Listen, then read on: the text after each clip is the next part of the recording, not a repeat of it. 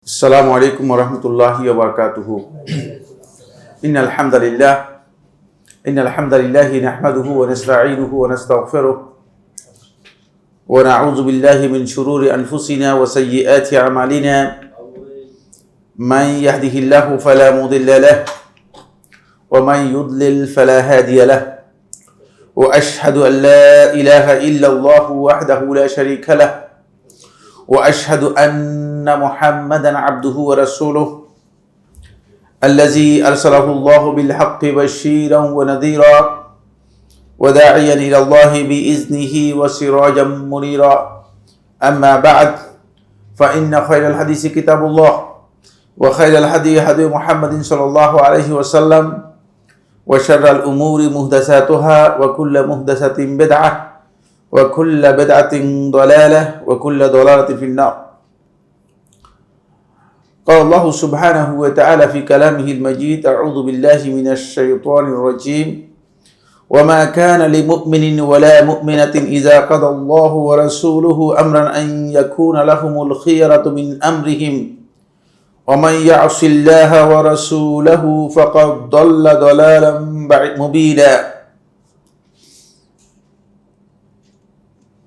عن عبد الله بن عمرو بن العاص رضي الله تعالى عنهما قال: سمعت رسول الله صلى الله عليه وسلم يقول: إن الله لا ينزع العلم بعد أن أعطاكموه انتزاعا ولكن ينتزعه منهم مع قبض العلماء بعلمهم فيبقى أناس جهال يستفتون فيفتون برأيهم فيضلون ويضلون. রাওয়াহুল বুখারী ও মুসলিম ওয়াল লাফযু লিল বুখারী। সম্মানিত উপস্থিতি, সম্মানিত দিনী ভাই ও বোন, আল্লাহ সুবহানাহু ওয়া তাআলার অসংখ্য শুকরিয়া যে আল্লাহ সুবহানাহু ওয়া তাআলা ইয়াউমুল জুমার এই পরন্ত বিকেলে অত্যন্ত গুরুত্বপূর্ণ একটি সময় আমাদেরকে এই ধরনের একটি হালাকাতুল যিকির মজলিসুল ইলমিতে একত্রিত হওয়ার তৌফিক দিয়েছেন। এজন্য আল্লাহ রাব্বুল আলামিনের শুকরিয়া আদায় করি, আলহামদুলিল্লাহ। আমরা সালাফদের মানহাজের উপর অষ্টম যে মূলনীতি রয়েছে সেই মূলনীতি আজকের আলোচনায় শুরু করব ইনশাআল্লাহ তাআলা। সালাফদের মানহাজকে কেন্দ্র করে এই যে আমার সামনে যে একটি কিতাব রয়েছে এটি অত্যন্ত নির্ভরযোগ্য এবং গুরুত্বপূর্ণ একটি সংকলন, যেখানে দাওয়াতের ক্ষেত্রে, সংশোধনের ক্ষেত্রে এবং তারবিয়তের ক্ষেত্রে সালাফদের মানহাজ কেমন হওয়া উচিত সে বিষয়টি ইন ডিটেলস বিস্তারিত আলোচনা করা হয়েছে। আজকে যে অষ্টম মূলনীতি, এই মূলনীতির মূল বিষয় হচ্ছে বা আলোচ্য বিষয় হচ্ছে কোরআন ও হাদিসের যে বক্তব্য তার সাথে বিবেক বিবেচনা, মন গড়া ধ্যান ধারণা এবং রুচি অভিরুচির যে সংঘাত, এই সংঘাতের ক্ষেত্রে সালফে সালেহিনের মানহাজটা কেমন হবে। একদিকে কোরআন এবং হাদিসের বক্তব্য আছে, কোরআন হাদিসের বক্তব্যকে সহজে আরবিতে বোঝার জন্য বলা হয় নুসুস। এর আরবিটা হচ্ছে কি? নুসুস। নস এর বহু বচন হচ্ছে নুসুস। কোরআন এবং হাদিসের বক্তব্য এটাকে নস নুসুস বলা হয় থাকে। আর এর বিপরীতে মানুষের কাছে কিছু আছে নিজেদের বিবেক বিবেচনা, যেটা আকলের মাধ্যমে মানুষ কি করে গ্রহণ করে থাকে। কিছু আছে মানুষের ধ্যান ধারণা, মন গড়া চিন্তাধারা, মন গড়া ধ্যান ধারণা, গোড়ামির কারণে এগুলো মানুষের মধ্যে তৈরি হয়, নিজের মন গড়া বক্তব্য। কিছু আছে রুচি অভিরুচির বিষয়, মানে এটা আমার কাছে এই ধরনের মনে হচ্ছে, সেই রুচি অভিরুচির বিষয়। তো এগুলো আর নুসুস আর এই যে ধ্যান ধারণা, মন গড়া বক্তব্য, বিবেক বিবেচনা, এগুলো এই দুইয়ের সংঘাত যদি হয়, নুসুস বলতেছে এক কথা, আপনার আকল বলতেছে আরেক কথা। নুসুস বলতেছে আপনাকে এক ধরনের বক্তব্য, আপনার প্রবৃত্তির মানে মন গড়া বক্তব্য হচ্ছে আরেকটা। মন গড়া বক্তব্য হচ্ছে নামাজের পর একটা বড় মুনাজাত দিতেন, আমরা কিছুক্ষণ কাঁদতাম, ঠিক না? এটা হচ্ছে মন গড়া বক্তব্য। নুসুস বলতেছে নামাজের পরে নবী সাল্লাল্লাহু আলাইহি ওয়াসাল্লাম কি করেন নাই, এরকম মুনাজাত দেন নেই, সুতরাং এই জায়গায় তখন একটা কনফ্লিকশন তৈরি হবে, কন্ট্রাডিকশন আসবে। এখানে সালাতের মানহাজটা কি সেটা আমাদের খুবই গুরুত্বপূর্ণ বিষয়। এই বিষয়টি আজকের মূল আলোচ্য বিষয় এবং অনেক লম্বা একটি আলোচ্য বিষয়। আমরা চেষ্টা করবো এটাকে পুরো আলোচনাটাই আজকে শেষ করার জন্য ইনশাআল্লাহ তাআলা। প্রথম কথা হচ্ছে আমাদের দিনটা পুরোটাই, মানে আমরা যে দিনের উপর আছি এখন, প্রচলিত যে দিন চলছে, প্রচলিত দিন বলতে মসজিদগুলোতে দিনের নামে যে প্র্যাকটিস আমরা করতেছি সবটাই বলা যেতে পারে যে মন গড়া। এখানে দলিলের কোনো স্থানই নেই, এই জায়গায় দলিলের কোনো স্থান নেই। এমনকি মানুষের জ্ঞান ধারণাও এমনভাবে হয়ে গিয়েছে যে মানুষ মনে করতেছে যে এইভাবেই চলে, এটাই হচ্ছে মূল, এটাই হচ্ছে ইসলাম। যেমন আমরা ওই দিন এবার কেয়ার হসপিটালে গিয়ে মাগরিবের সালাত আদায় করলাম। তো সালাতে আমি শেষ রাকাত পেয়েছি, আর আমার সাথে আরো কয়েকজন গেছে, তারা রাকাত পায়নি। তো তারা রাকাত পায়নি, তারা জামাত শুরু করেছে। তো জামাত শুরু করেছে, ইমাম সাহেব মানে লাউড স্পিকারে বলে দিলেন যে যারা জামাত করতেছেন তারা কেরাত আসতে পড়েন, মুসল্লিদের নামাজের ডিস্টার্ব হচ্ছে, সুন্নাত পড়তে কষ্ট হচ্ছে। এটা কি লাউড স্পিকারে বলার কারণে ডিস্টার্ব হয়েছে না কেরাতের কারণে ডিস্টার্ব হয়েছে সেটা আমি জানি না। মানে কত ভয়ঙ্কর প্রবৃত্তির অনুসারী, চিন্তা করেন যে নামাজের পরে মানে আমি বসে আছি, আমি বসে নামাজ পেয়েছি, মানে অন্যরা নামাজ পড়তেছে, আমি বসে আছি নামাজের পরে, আমারই ঘটনা, বুঝলেন না, অন্যের ঘটনা রেওয়ায়াত করতেছি এরকম না। আপনারা হয়তো বলতে পারতেছেন ঘটনা রেওয়ায়াত করতেছেন, মিথ্যা হতে পারে না, মানে একেবারে সরাসরি আমারই ঘটনা। তখন একজন ব্যক্তি বলল যে দেখেন, মানে জামাত শেষ না হওয়ার আগেই জামাত শুরু করে দিয়েছে। তাহলে জামাত শেষ কখন হয়? ইমাম সাহেব সালাম ফিরিয়েছে, জামাত শেষ হয়ে গিয়েছে, তারপরে মানে নামাজ শুরু করেছে। আপনি এটা কি বলতেছেন? বলে না, জামাত অবশ্যই শেষ হতে হলে মানে জামাতের 15 মিনিট পরে নামাজ শুরু করবে। মানে এই যে রুচি অভিরুচির বক্তব্য বলতেছি, বড় গলা বক্তব্য দেখছেন, আমি কি বলতেছেন আপনি? 15 মিনিট অপেক্ষা করবে ফরজের জন্য, আর সুন্নতের গুরুত্ব বেশি বেড়ে গেল। এটা আপনি কি বলতেছেন? সুন্নত আগে নাকি ফরজ আগে? আপনি কি বলতেছেন? তখন বলতেছে না, অবশ্যই 15 মিনিট দেরি করতে হবে। কি বলতেছেন? এই সমস্ত কথার কোনো ভিত্তি আছে? আপনার কাছে দলিল আছে? দলিল থাকবে দেন। আমরা শুনেন, আপনি যেটা বলতেছেন সেটা আপনার একটা মন গড়া কথা, না জেনে আন্দাজের উপর কথা বলতেছেন। এখন যে ইমাম সাহেব যে ঘোষণা দিয়েছে, এতে মুসল্লিদের নামাজের ডিস্টার্ব হয়েছে ইমামের বক্তব্যের কারণে না কেরাতের কারণে? আর যারা ফরজ সালাত আদায় করে তারা কিভাবে সালাত আদায় করবে? 10 মিনিট বা 15 মিনিট অপেক্ষা করবে কিসের ভিত্তিতে? 10 মিনিটে হয়তো নামাজ, অন্য লোকের নামাজ শেষ হবে না, মানুষ সুন্নত পড়তেছে। আমি ইমাম সাহেবকে দেখলাম, ইমাম সাহেব বের হয়ে যাওয়ার সময় দেখা হলো। তখন আমি বললাম যে মানে আপনি যে ঘোষণা দিলেন, এই যে আপনি নামাজের জন্য ঘোষণা দিলেন, ফরজ আগে আদায় করবে না সুন্নত আগে আদায় করবে? আপনি বলেন তো একটু, আপনার কাছে জানতে চাই, ফরজটা কি আগে আদায় করবে মানুষ নাকি সুন্নত আগে আদায়? বলেন না, আমাদের এখানে লিখিত আছে 10 মিনিট আগে নামাজ পড়তে পারবে না। অবশ্যই লিখছে কে? এটা কে বলছে আপনাকে এটা লিখতে? কে বলছে আপনাকে এটা লিখতে? মানে এই যে ইসলামের সাথে আসলে আমাদের কোনো পরিচিতি নেই, দ্বীনের সাথে আমাদের কোনো পরিচিতি নেই। মসজিদে আসতেছে আর মসজিদ থেকে নামাজ পড়ে যাচ্ছে, এই লোকগুলো কি কারণে মসজিদে নামাজ পড়তেছে আর কেন আসতেছে এটাও জানে না। জাস্ট একটা ডেকোরেশন, বুঝতে পেরেছেন? মানে সালাতটা নিজের আদাতে পরিণত করেছে, আসতেছে যাচ্ছে এই আর কি, এর থেকে কিছু অর্জন করতেছে এরকম নয়। ফলে এই কারণে আজকে এই উদাহরণটা একেবারে আজকের এই বক্তব্যের সাথে, মূল নীতির সাথে সামঞ্জস্যপূর্ণ একটি বিষয়। মন গড়া বক্তব্য দিচ্ছে, আরো এত মানে গোড়ামি করে দিচ্ছে যে মানে এই লোকের সাথে কথা বলাটাও নিজের কাছে মনে হচ্ছে যেন একটা নির্বোধের সাথে আচরণ করার মতো। মানে শেষে লোকেরা 2-3 গ্রুপ হয়ে গেল, আমরা তাদেরকে ছেড়ে দিয়ে চলে আসলাম, দেখলাম যে তারা নিজেরা হইচই করুক, বুঝলেন না? তো এই যে এর কারণ হচ্ছে আমরা আসলে ইসলামের বিধানগুলো আমরা বুঝি নাই, ইসলামের কোরআন হাদিসের বক্তব্যকে আমরা অগ্রাধিকার দেওয়ার বিষয়টি বুঝতে পারিনি। আসুন সালফে সালেহিনের মানহাজটা আমরা বুঝি।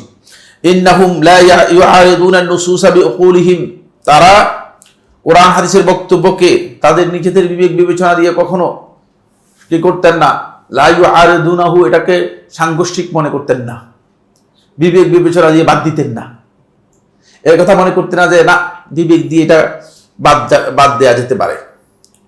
বিবেককে অগ্রাধিকার দিতেন না, বরং নুসুসকে অগ্রাধিকার দিতেন। ওয়ালা বিআফওয়াহিহিম, তাদের মন গড়া ধ্যান ধারণাকে তারা অগ্রাধিকার দিতেন না, নিজেদের মন গড়া ধ্যান ধারণাকে তারা অগ্রাধিকার দিতেন না। কারণ আপনার কাছে বুঝে আসতে পারে অথবা বুঝে নাও আসতে পারে, আপনার বুঝে আসবে অথবা বুঝে নাও আসতে পারে। আপনি আপনার বুঝে আসে নাই, এই জন্য আপনি বলবেন যে না আল্লাহর বক্তব্য ঠিক না, আমার বক্তব্যটা ঠিক। কিভাবে হতে পারে? এই কথা আপনি কোনোদিন বলতেই পারেন না। রাসূলুল্লাহ সাল্লাল্লাহু আলাইহি ওয়াসাল্লাম ওহীর মাধ্যমে ইনফরমেশন দিয়েছেন, আর সেটা আপনার কাছে পছন্দ হয় নাই, এই জন্য আপনি বলতেছেন না বলে ভাই হাদিসটা নিয়ে একটু বিতর্ক আছে, রাখেন, যেহেতু আপনার মন মতো হয় নাই, আপনার মন মতো হয় নাই না, এটা সালাফদের মানহাজের পরিপন্থী। ওয়ালা বিআফওয়াহিহিম, তারা তাদের মন গড়া, তাদের যেই মানে মন গড়া যে সমস্ত ধ্যান ধারণা আছে সেগুলোকে তারা কোনোভাবে কি করতেন না, অগ্রাধিকার দিতেন না, এবং সেগুলোকে নুসুসের মুতাআরিদ, নুসুসের সাথে সাংঘর্ষিক মনে করতেন না। ওয়ালা বিআজওয়াকিহিম, তারা তাদের রুচি অভিরুচি এটার উপর নির্ভর করে কোরআন হাদিসের যে নুসুস বা বক্তব্য আছে সেটাকে তারা বাদ দিতেন না অথবা সে সাংঘর্ষিক মনে করতেন না। ভাই বিষয়টা আমার কাছে খুব ভালো মনে হলো না, বিষয়টা ভালো মনে হলো না। কারণ নবী সাল্লাল্লাহু আলাইহি ওয়াসাল্লাম বলছেন যে হুয়া তুহুরু মাউহু ওয়াল হাল্লু মাইতাতুহু, যখন সমুদ্রের পানি সম্পর্কে রাসূলুল্লাহ সাল্লাল্লাহু আলাইহি ওয়াসাল্লাম জিজ্ঞেস করা হলো, সুনান নাসাই riwayat-এর মধ্যে এসেছে হুয়া তুহুরু মাউহু, ওই সমুদ্রের পানি সব পবিত্র। না আপনি আমি দেখুন ভাই, এত ডাস্টবিন এত ময়লা সমুদ্রের মধ্যে গিয়ে ভরপুর হয়ে যাচ্ছে, পবিত্র বলেন কিভাবে? ঠিক না? আপনার মানে বিবেক দিয়ে যদি আপনি বিবেচনা করেন এটাই বলবেন। মানে পৃথিবীর মানে ডাস্টবিন কাকে বলে? সব সমুদ্রের মধ্যে গিয়ে পড়তেছে, এটাকে আপনি পবিত্র বলতেছেন কৃষি ভিত্তিতে? এরপর রাসূলুল্লাহ সাল্লাল্লাহু আলাইহি ওয়াসাল্লাম বলতেছে যে ওয়াল হাল্লু মাইতাতুহু, আর এর মধ্যে যা মারা যাবে যা আছে, এর মধ্যে মাছ থেকে আরম্ভ করে যত কিছু আছে সব কিছু তোমাদের জন্য হালাল। সুবহানাল্লাহ। দেখেন, আপনার পছন্দ হোক পছন্দ না হোক কোনো অসুবিধা নেই, কারণ ওহীর মাধ্যমে জানিয়ে দিয়ে গেছেন। আপনার কাছে পছন্দ হইতে পারে নাও হইতে পারে, এই কারণে নিজের অভিরুচির উপর নির্ভর করে ফতোয়া দেওয়া যাবে না, ফতোয়া দেওয়া যাবে না। একসময় হয়তো এমন প্রয়োজন হতে পারে, মনে করেন আপনি আমি সবাই মিলে গিয়ে সমুদ্রে গিয়ে কচ্ছপ খেতে হবে, এখন আপনার অভিরুচির উপর ইসলাম চলবে না, ইসলামের বক্তব্য অনুযায়ী চলবে। দেখছেন, বক্তব্য ইসলামের চলবে। মানে এখন হয়তো এখানে আছেন সব কিছু আছে, হতে পারে যে যেগুলো মানুষের কাছে এই গবাদি পশু সব নষ্ট হয়ে গেছে, সমুদ্র থেকে আপনি যে সমস্ত পানি আছে সেগুলো আপনাকে খেতে হবে, সেগুলো আনতে হবে। এই জন্য আল্লাহ রাসূল সাল্লাল্লাহু আলাইহি ওয়াসাল্লাম যেটা বলে গেছেন সেটাই বক্তব্য, সেটাই হচ্ছে সিদ্ধান্ত, এটাকে আমাদের সামনে আনতে হবে। ওয়ালা বিকাউলি রিজালিন মিসলিহিম, অনুরূপভাবে কোন ব্যক্তির তাদের মতো কোন ব্যক্তির বক্তব্য দিয়ে কোরআন হাদিসের বক্তব্যকে সাংঘর্ষিক মনে করে না। বুঝতে পেরেছেন? রাসূলের বক্তব্য আর আরেকজন ব্যক্তির বক্তব্য নিয়ে আসছেন, রাসূলের বক্তব্য বলছে না অমুক ইমামের বক্তব্য। রাসূল সাল্লাল্লাহু আলাইহি ওয়াসাল্লাম বক্তব্যের সাথে অথবা কোরআনের বক্তব্যের সাথে কোনো ব্যক্তির বক্তব্যকে আপনি কোনোভাবেই সাংঘর্ষিক মনে করতে পারেন না, কারণ এখানে ব্যক্তির বক্তব্য গ্রহণযোগ্য নয়। ব্যক্তিকে এই অধিকার দেয়া হয় নাই যে কোরআন হাদিসের বক্তব্যের সামনে এমন কোন বক্তব্য দিতে পারে, এমন কোন ইজতিহাদ করতে পারে। ফলে এটা খেয়াল রাখতে হবে, ইমাম আইম্মাতুল ইজতিহাদ যারা ছিলেন, সালফে সালেহিনদের মধ্যে যারা ছিলেন, তারা কেউ মূলত কোরআন হাদিসের কোন বিষয়কে, কোরআন হাদিসের কোন বক্তব্যকে মানে খেলাফ করার জন্য বিরোধিতা করার জন্য অথবা এর বিরুদ্ধে অবস্থান নেওয়ার জন্য তারা কোনো বক্তব্য দিয়েছেন এ কথা বিশ্বাস করার কোনো সুযোগ নেই। কারণ তারা ইজতিহাদ করেছেন, হয়তো তাদের কাছে এই নস স্পষ্ট ছিল না, অথবা তাদের কাছে এই নসের ব্যাপারে কোনো সুনির্দিষ্ট কোনো ধারণা ছিল, যে কারণে তারা কোরআন হাদিসকে বাদ দেওয়ার জন্য, কোরআন হাদিসের সাথে সাংঘর্ষিক বক্তব্য দেওয়ার জন্য কোনো ইমাম ইজতিহাদ করেননি, কোনো ইমামের ইজতিহাদ সাব্যস্ত হয়নি। এইটা হলো মূলনীতি। এই মূলনীতির আলোকে প্রথমে আমরা দলিলগুলো আলোচনা করি। সূরাতুশ শূরা এর 15 নম্বর আয়াতের মধ্যে আল্লাহ সুবহানাহু ওয়া তাআলা ইরশাদ করেন, ফালিযালিকা ফাদউ ওয়াস্তাকিম কামা উমিরত, এই কারণেই আপনাকে নির্দেশ দেওয়া হচ্ছে আপনি আল্লাহ তাআলার কাছে দোয়া করুন, আল্লাহ তাআলার কাছে বলুন, ওয়াস্তাকিম কামা উমিরত, আর যেভাবে আপনাকে নির্দেশ দেওয়া হয়েছে সেভাবে আপনি দ্বীনের উপর অবিচল থাকুন। রাসূল সাল্লাল্লাহু আলাইহি ওয়াসাল্লামকে লক্ষ্য করে এই আয়াত নাযিল হয়েছে। আপনি যেভাবে আপনাকে নির্দেশ দেওয়া হয়েছে দ্বীনের উপর সেভাবে অবিচল থাকুন, অন্যভাবে নয়, আপনার মন মতো নয়। কামা উমিরত, বুঝতে পেরেছেন কিনা? এখান থেকে সাব্যস্ত হচ্ছে যে নস যেভাবে আপনাকে আল্লাহর পক্ষ থেকে নির্দেশ দেওয়া হয়েছে সেভাবেই আপনাকে কি করতে হবে? ইস্তেকামত করতে হবে, অবিচল থাকতে হবে, সেভাবে রাস্তার উপর আপনাকে একেবারে অটুট থাকতে হবে। এরপর ঠিক সেভাবে থাকতে পারলে ঠিক থাকলে, ওয়ালা তাত্তাবি আহওয়াআহুম, তাদের মন গড়া ধ্যান ধারণার অনুসরণ করবেন না। সোজা কথা। একজন এসে এভাবে বলবে, একজন এসে এভাবে বলবে, একজন এসে এভাবে বলবে, কেউ এসে এভাবে পরামর্শ দিবে, এই ধ্যান ধারণার কোনো অবস্থাতে কি করবেন না? অনুসরণ করবেন না। ওয়ালা তাত্তাবি আহওয়াআহুম, তাদের মন গড়া ধ্যান ধারণার, মন গড়া বক্তব্যের আপনি কোনো অনুসরণ করবেন না। ইস্তিকামতের পরিপন্থী হচ্ছে নস, কোরআন এবং হাদিসের বক্তব্যের পরিপন্থী হচ্ছে একটাই, সেটা হলো মন গড়া বক্তব্যকে, প্রবৃত্তির বক্তব্যকে গ্রহণ করা। ওয়াকুল আমানতু বিমা আনজালাল্লাহু মিন কিতাব, আর খুব সুস্পষ্ট বক্তব্য সবাইকে বলে দিন। ওয়াকুল, আপনি বলে দিন, আমানতু, আমি ঈমান এনেছি, বিমা আনজালাল্লাহু মিন কিতাব, আল্লাহ তাআলা যে বিধান নাযিল করেছেন সেই বিধানের, এটাই আমার কাজ, এর বাইরে আমি কোনো কিছু তোমাদেরকে বলতে পারি না। সুতরাং এখান থেকে প্রথম যে বিষয়টি আমাদের আজকে ওয়াজহুল ইস্তিশহাদ মূল দলিল হচ্ছে এই জায়গায়, সেটা হলো ওয়াস্তাকিম কামা উমিরতা ওয়ালা তাত্তাবি আহওয়াআহুম, যেভাবে আপনাকে কোরআন এবং হাদিসে নির্দেশ দেওয়া হয়েছে সেভাবেই আপনাকে চলতে হবে।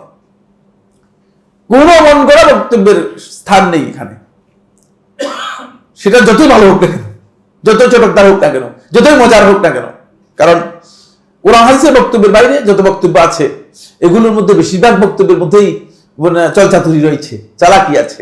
এগুলো মানুষের কাছে খুব মানুষ খেতে কি করে, খুব মজা পায়, এগুলো মজা লাগে মানুষের কাছে। বুঝতে পেরেছেন কিনা? আজকেও প্রশ্নোত্তর পর্বের মধ্যে কয়েকজন প্রশ্ন করেছে, খুব মজা, চমকদার প্রশ্ন করেছে, বুঝতে পেরেছেন? মনে হয় যেন অল্প কিছুক্ষণের মধ্যে একটা কিছু কায়েম করে ফেলবে আর কি। কিন্তু আল্লাহর কথা আর কোরআনের কথা এগুলোর দিকে আমরা যেতে চাই না। বলছে ঈমান ঠিক হয়ে গেলে সব ঠিক হয়ে যাবে। আরে বাবা, আগে ঈমানটা ঠিক করেন। ঈমান ঠিক না হলে তো কিছুই ঠিক হবে না। ঈমানটা ঠিক করেন অন্তপক্ষে। ঈমানটা কোথায় ঠিক করেছেন? একজন করে যদি ঈমানের কোন একটা, মনে করুন আমরা যদি একটা প্যারামিটার এনে বলেন ঈমান মাপার জন্য যদি আপনাদেরকে দেওয়া শুরু করে দিই, বুঝলেন না, সবাইকে যদি একটা করে লাগাই দিই, এরপরে দেখা যাবে যে ঈমান আস্তে আস্তে নামতে ঈমানকে নিচে নেমে যাচ্ছে কিনা, ব্যবসাটা এমন কিনা। কারণ রাসূলুল্লাহ সাল্লাল্লাহু আলাইহি ওয়াসাল্লাম ঈমানের সর্বশেষ অংশটুকু বলেছেন, ওয়ালাইসা ওয়ারাআ যালিকা হাব্বাতু খারদালিন মিন ঈমান, এর বাইরে, ওয়ালাইসা ওয়ারাআ যালিকা, এর বাইরে হাব্বাতু খারদালিন মিন ঈমান, ঈমানের সরিষা পরিমাণ ঈমান আর নেই। সর্বনিম্ন ঈমানের পরিমাণটা সরিষা চিনতো না, একজনও দেখেন নাই। সবাই তো দেখার কথা, দুই একজন হয়তো যারা জীবন কোনোদিন কোথাও যায় নাই, তার কাছে দেখো বলতেছে এগুলো কি জিনিসটা কি, এরকম লোক আমার সাথে গিয়েছে, এক জায়গায় গিয়েছে, বলছে এগুলো কি ভাই, এগুলো ধান গাছ, এটাও ছিলেন না। কোন যুগের মধ্যে আসি, বুঝতে পেরেছে? ধান গাছ এটাও ছিল না। আমরা আজকে কয়েকজন সরিষা বলতে কি বুঝায়, ঈমানের যে সরিষা বলতে কি বুঝায়, সরিষা বলতে কি বুঝায়, সরিষা তো সরিষাই, ভালো করে দেখেন কতটুক ইমান কমতে কমতে কমতে কমতে আবার এক পর্যায়ে চলে গেছে, সরিষার দ্বারা পরিমাণ পর্যন্ত চলে গিয়েছে, খবর নেই, বেখবর। তার কারণ হচ্ছে ইমানটা আমরা মজবুত, আর যেভাবে আল্লাহ এবং তার রাসূল নির্দেশ দিয়েছে সেভাবে আমরা ইমানটাকে ঠিক রাখতে পারিনি। এটা হলো প্রথম দলিল। দ্বিতীয় নম্বর দলিল সূরা আহজাবের 36 নম্বর আয়াত, সূরা আহজাব আয়াত নম্বর 36। ওয়ামা কানা লিমুমিনিন ওয়ালা মুমিনাতিন, এর মধ্যে আল্লাহ তাআলা মুমিন এবং মুমিন নর এবং নারী দুজনকে আলাদা করে বলতেছেন।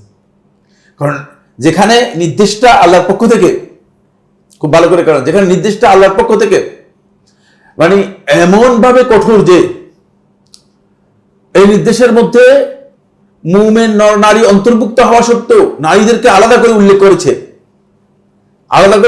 তাহলে বুঝতে হবে যে এই নির্দেশ মানে আল্লাহর পক্ষ থেকে একেবারেই বাধ্যতামূলক হওয়ার কারণে আল্লাহ তাআলা শুধুমাত্র নরদেরকে খেতাব করেন নাই, নারীদেরকেও খেতাব করেছেন। সালাতের কোরআনে কারীমের এক জায়গায়ও নারীদেরকে খেতাব করা হয়নি। সালাত ফরজে আইন, কিন্তু খুব ভালো করে খেয়াল করুন, সালাত ফরজে আইন। আর এক জায়গায় তো কোরআনে কারীমের কোথাও আল্লাহ সুবহানাহু ওয়া তাআলা মানে শুধুমাত্র পুরুষদেরকে খেতাব করেছেন, মানে নারীদেরকে এর খেতাবের অন্তর্ভুক্ত করে দিয়েছেন।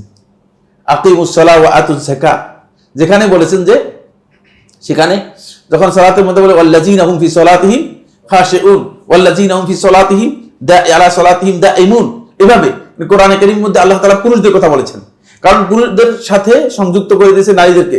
কিন্তু যে আয়াতের মধ্যে আল্লাহ সুবহানাহু ওয়া তাআলা নারীদের জন্য স্পেশাল নির্দেশ দিয়েছেন, বুঝতে হবে যে এই বিষয়টি নারীদের জন্য এবং পুরুষদের সকলের জন্য খুবই অপরিহার্য। এই জন্য আল্লাহ তাআলা আলাদা করে উল্লেখ করেছেন। আল্লাহ তাআলা বলতেছেন ওয়ামা কানা লিমুমিনিন ওয়ালা মুমিনাতিন, মুমিন নর এবং নারীর জন্য কোনোভাবেই বৈধ নয় ইজা কাদাল্লাহু ওয়া রাসূলুহু, যখন আল্লাহ এবং তার রাসূল কোনো বিষয়ে ফয়সালা করবে। এখান থেকে বোঝা যাচ্ছে আল্লাহ ফয়সালা করতে পারে, রাসূলও ফয়সালা করতে পারে। সুতরাং যারা মনে করে থাকে যে রাসূল সাল্লাল্লাহু আলাইহি ওয়াসাল্লাম হুকুম দিতে পারে না, তারা জাহিল, তারা আল্লাহর এই আয়াতে কি অস্বীকারী। কারণ রাসূলুল্লাহ সাল্লাল্লাহু আলাইহি ওয়াসাল্লাম ফয়সালা করবেন, এটা নলে আল্লাহ তাআলা মিথ্যা বলেছেন, নাউযুবিল্লাহি মিন যালিক। ইজা কাদাল্লাহু ওয়া রাসূলুহু, আল্লাহ এবং তার রাসূল যে ফয়সালা করবে, সেই ফয়সালার ক্ষেত্রে কোন মুমিন নর এবং নারীর জন্য কোনোভাবেই হবে উচিত হবে না, বৈধ হবে না। আমরান, এমন বিষয়, আন ইয়াকুনা লাহুমুল খিয়ারাতু মিন আমরিহিম, যে তারা নিজেদের পক্ষ থেকে এখান থেকে কিছু বাছাই করে নিবে, ইখতিয়ার করবে। ইখতিয়ারের কোনো সুযোগ তাদের নেই। দেখছেন, কোনো ইখতিয়ারের সুযোগ নেই। বলে ভাই কিছু কিছু হাদিস মানি আর কিছু কিছু মানি না, চলবে কিনা? না, গলত। ইখতিয়ারের কোনো জায়গায় নেই এখানে। আপনি আপনার মন মতো ইখতিয়ার করে নেবেন, এই সুযোগ আল্লাহ সুবহানাহু ওয়া তাআলা দেন নাই। কোনোভাবেই আল্লাহ রাব্বুল আলামিন ইখতিয়ারের সুযোগ দেন নাই। আন ইয়াকুনা লাহুমুল খিয়ারাতু মিন আমরিহিম, কোন অবস্থাতেই তাদের এই ইখতিয়ার নেই যে তারা আল্লাহ এবং তার রাসূলের কথা থেকে কিছু বাছাই করে নিবে এবং গ্রহণ করবে, আর কিছু বাদ দিয়ে দিবে। যেহেতু মনোভূত হয় নাই, এই জন্য বলে আকল দিয়ে এটা আসলে মানতে পারলাম না, যেমন একদল লোক ইসরাকে স্বীকার করেছে, মেরাজকে অস্বীকার করেছে। ইসরা তো বুঝেন, ইসরা হচ্ছে রাত্রিকালীন ভ্রমণ। এটা হলো মসজিদ হারাম থেকে ইলাল মসজিদুল আকসা, মসজিদ আকসা পর্যন্ত, এটাকে বলা হয় থাকে ইসরা। তো কোরআনের মধ্যে এটা আসছে, সুবহানাল্লাযী আসরা বিআবদিহি লাইলাম মিনাল মসজিদিল হারাম ইলাল মসজিদিল আকসা, হচ্ছে ভাই এটুক বানি কোরআনে আছে। মসজিদে আকসা থেকে রাসূলুল্লাহ সাল্লাল্লাহু আলাইহি ওয়াসাল্লাম যে সিদরাতুল মুনতাহা পর্যন্ত গিয়েছেন, সেটা মানতে রাজি না। বলছে এটা অসম্ভব কথা, অসম্ভব, কোনোভাবেই বিজ্ঞান দিয়েও আমরা মিলাইতে পারি না। কারণ এই বিশাল মহাকাশের মধ্যে কত যে উল্কি আছে, উল্কাপিণ্ড আছে, এই আছে সেই আছে, হাবজাব বহু। সুতরাং এগুলো ভেদ করে একেবারে আপনি বলতেছেন কোথায় সিদরাতুল মুনতাহাতে গিয়েছে, কি এটা? এগুলো এটা বিশ্বাস হতে পারে, এটা বিশ্বাসের কথা না। নাউযুবিল্লাহি মিন যালিক। দেখছেন, এটা তাদের বিশ্বাস হচ্ছে না। কেন? যেহেতু তার আকল দিয়ে এটাকে বুঝতে পারে না, তার এটা জানা নেই যে আকলের সাথে এগুলো কোনো সম্পর্ক নেই, এটা আকলের সাথে সম্পর্ক নেই। এমনকি আপনারা আশ্চর্য হবেন, মিশরের সবচেয়ে নির্ভরযোগ্য আলেমদের মধ্যে একজন, আল মানার, তাফসিরুল মানার, এটা প্রসিদ্ধ তাফসিরুল মানারের লেখক, এবং তিনি মিশরের সবচেয়ে প্রসিদ্ধ একটি পত্রিকার সম্পাদক ছিলেন, অনেক বড় আলেম ছিলেন, রশিদ রেজা রাহিমাহুল্লাহ তাআলা তিনিও মেরাজকে অস্বীকার করেছেন। তিনি মেরাজকে অস্বীকার বলছেন, তো রশিদ রেজা যদি ভালো করে বুঝতেন তাহলে সূরাতুন নাজমে যান, সূরাতুন নাজমে যান। এই আয়াতে না আল্লাহ তাআলা বলেন নাই, কিন্তু আল্লাহ তাআলা এমন, আল্লাহ সুবহানাহু ওয়া তাআলা তো মহান, যে আল্লাহ রাব্বুল আলামিন যেখানে ফাঁক থাকবে সেখানে ফাঁক কিভাবে পূরণ করে দিয়েছেন। ওয়ালাকাদ রাআহু নাজলাতান উখরা ইনদা সিদরাতিল মুনতাহা ইনদাহা জান্নাতুল মাওয়া। রশিদ রেজা কি বলবে দেখছেন? আমার আল্লাহ সুবহানাহু ওয়া তাআলা যে তার বিশালত্ব, তার শ্রেষ্ঠত্ব এভাবে বোঝা যায় নুসুস থেকে। এজন্য আল্লাহ রাব্বুল আলামিন সেই আয়াতের মধ্যে বলে দিচ্ছেন যে ওয়ালাকাদ রাআহু নাজলাতান উখরা, দ্বিতীয়বার তিনি জিবরিলকে দেখলেন। কোথায় দেখলেন? ইনদা সিদরাতিল মুনতাহা, সিদরাতুল মুনতাহা। তো সিদরাতুল মুনতাহা না গেলে দেখলেন কিভাবে? হ্যাঁ, এটা রশিদ রেজা ব্যাখ্যা করতে হবে না? যারা এই গবেষকরা আছেন আকল দিয়ে রাসূলুল্লাহ সাল্লাল্লাহু আলাইহি ওয়াসাল্লাম মেরাজকে অস্বীকার করতেছেন, এটা ব্যাখ্যা দিতে হবে না আপনাদেরকে? দিতে হবে। কোত্থেকে দিবেন? অধিকাংশই অস্বীকার, অধিকাংশ অস্বীকার করতেছে। ইয়াজুজ মাজুজ কোরআনের মধ্যে আছে কি নেই? আছে। তো বের করে দেন আপনি পৃথিবী থেকে, তাই দেখি পৃথিবীর মধ্যে আপনার কি জ্ঞান আছে। এটা তো সবচেয়ে এখন মানে বিজ্ঞানের সর্বোচ্চ উৎকর্ষের যুগ চলছে, ঠিক না? গতকাল এবং গত পরশু আপনারা জানেন যে লেবানন এবং লেবাননের আশেপাশে যে হিজবুল্লাহর যে সমস্ত ইয়েতে রয়েছে, সেখানে আপনার পেজার দেখছেন কিনা? কে দেখেন? পেজার দেখেন যে রুম কে আছে? একজনও নাই, সবাই দেখছেন, ঠিক না? হ্যাঁ, একটু একটা যন্ত্র এই ধরনের সামান্য বলতেন। এটা যখন মোবাইল যখন ছিল না তখন অ্যাভেলেবেল ছিল, মোবাইল আসার আগে, মোবাইল অ্যাভেলেবল হওয়ার আগে, বুঝলেন না? এই পেজারটা মানে এখানে শুধুমাত্র মানে টিং টিং টিং টিং করে কল আসতো, নাম্বার আসতো, অথবা ছোট একটা মেসেজ দেওয়া যেত, খুব সংক্ষিপ্ত একটা মেসেজ দেওয়া যেত। এটা মানে গুগল নেটওয়ার্ক থেকে আউট, বুঝতে পেরেছেন কিনা? ফলে হিজবুল্লাহর যোদ্ধা যারা আছে তারা এই গুগল নেটওয়ার্কের বাইরে পেজার ব্যবহার করে থাকে। পেজার দিয়ে তারা ৫,০০০ পেজারকে কি করেছে, মানে এটার মধ্যে মানে নেটওয়ার্কের মাধ্যমে এটাকে ব্লাস্ট করিয়েছে, যাতে ১ মিনিটের মধ্যে ৫,০০০ লোক মারা যায়। ১ মিনিটের মধ্যে ৫,০০০ লোক মারা যায়।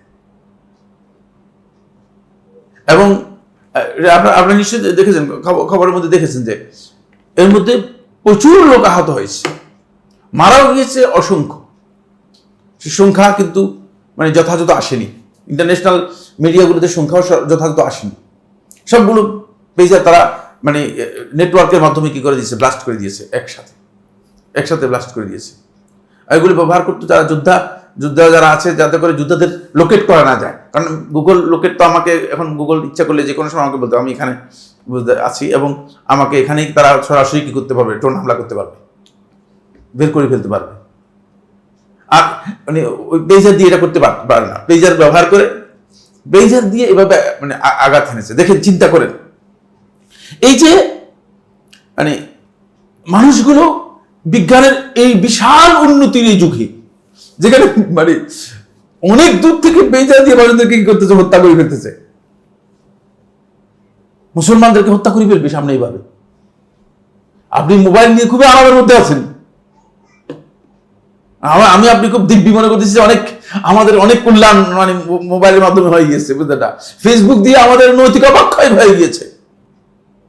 তারপরে পেজার এরপরে আবার মোবাইল দিয়ে হয়তো একদিন আমাকে আপনাকে হত্যা করার জন্য কি করতে পারে, তারা করতে পারে।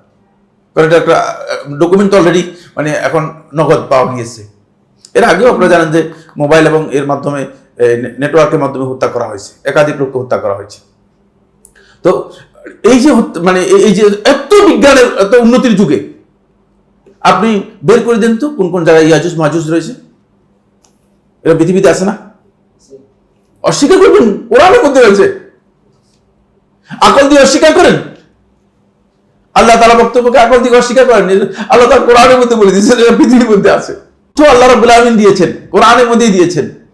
কিন্তু আমি এখন সেটা বের করতে পারলাম না। বোঝা গেল যে পৃথিবীর অনেক ইনফরমেশন এখন আমাদের কাছে কি আছে, জানার বাইরে রয়ে গেছে, আমার কাছে জানার বাইরে রয়ে গেছে, আপনার কাছে এখনো জানার বাইরে রয়ে গেছে। তারা বিজ্ঞানে যে দাবি করতেছে সবকিছু জেনেছে, না আসলে সবকিছু জানতে পারে নাই, জানার বাইরে রয়েছে, তাহলে এটা বের করে দিতে হবে। কিন্তু কেউ বের করতে পারে নাই, বের করতে পারতেছে না, এখনো বলতে পারতেছে না যে কোথায় ইয়াজুজ মাজুজ আছে।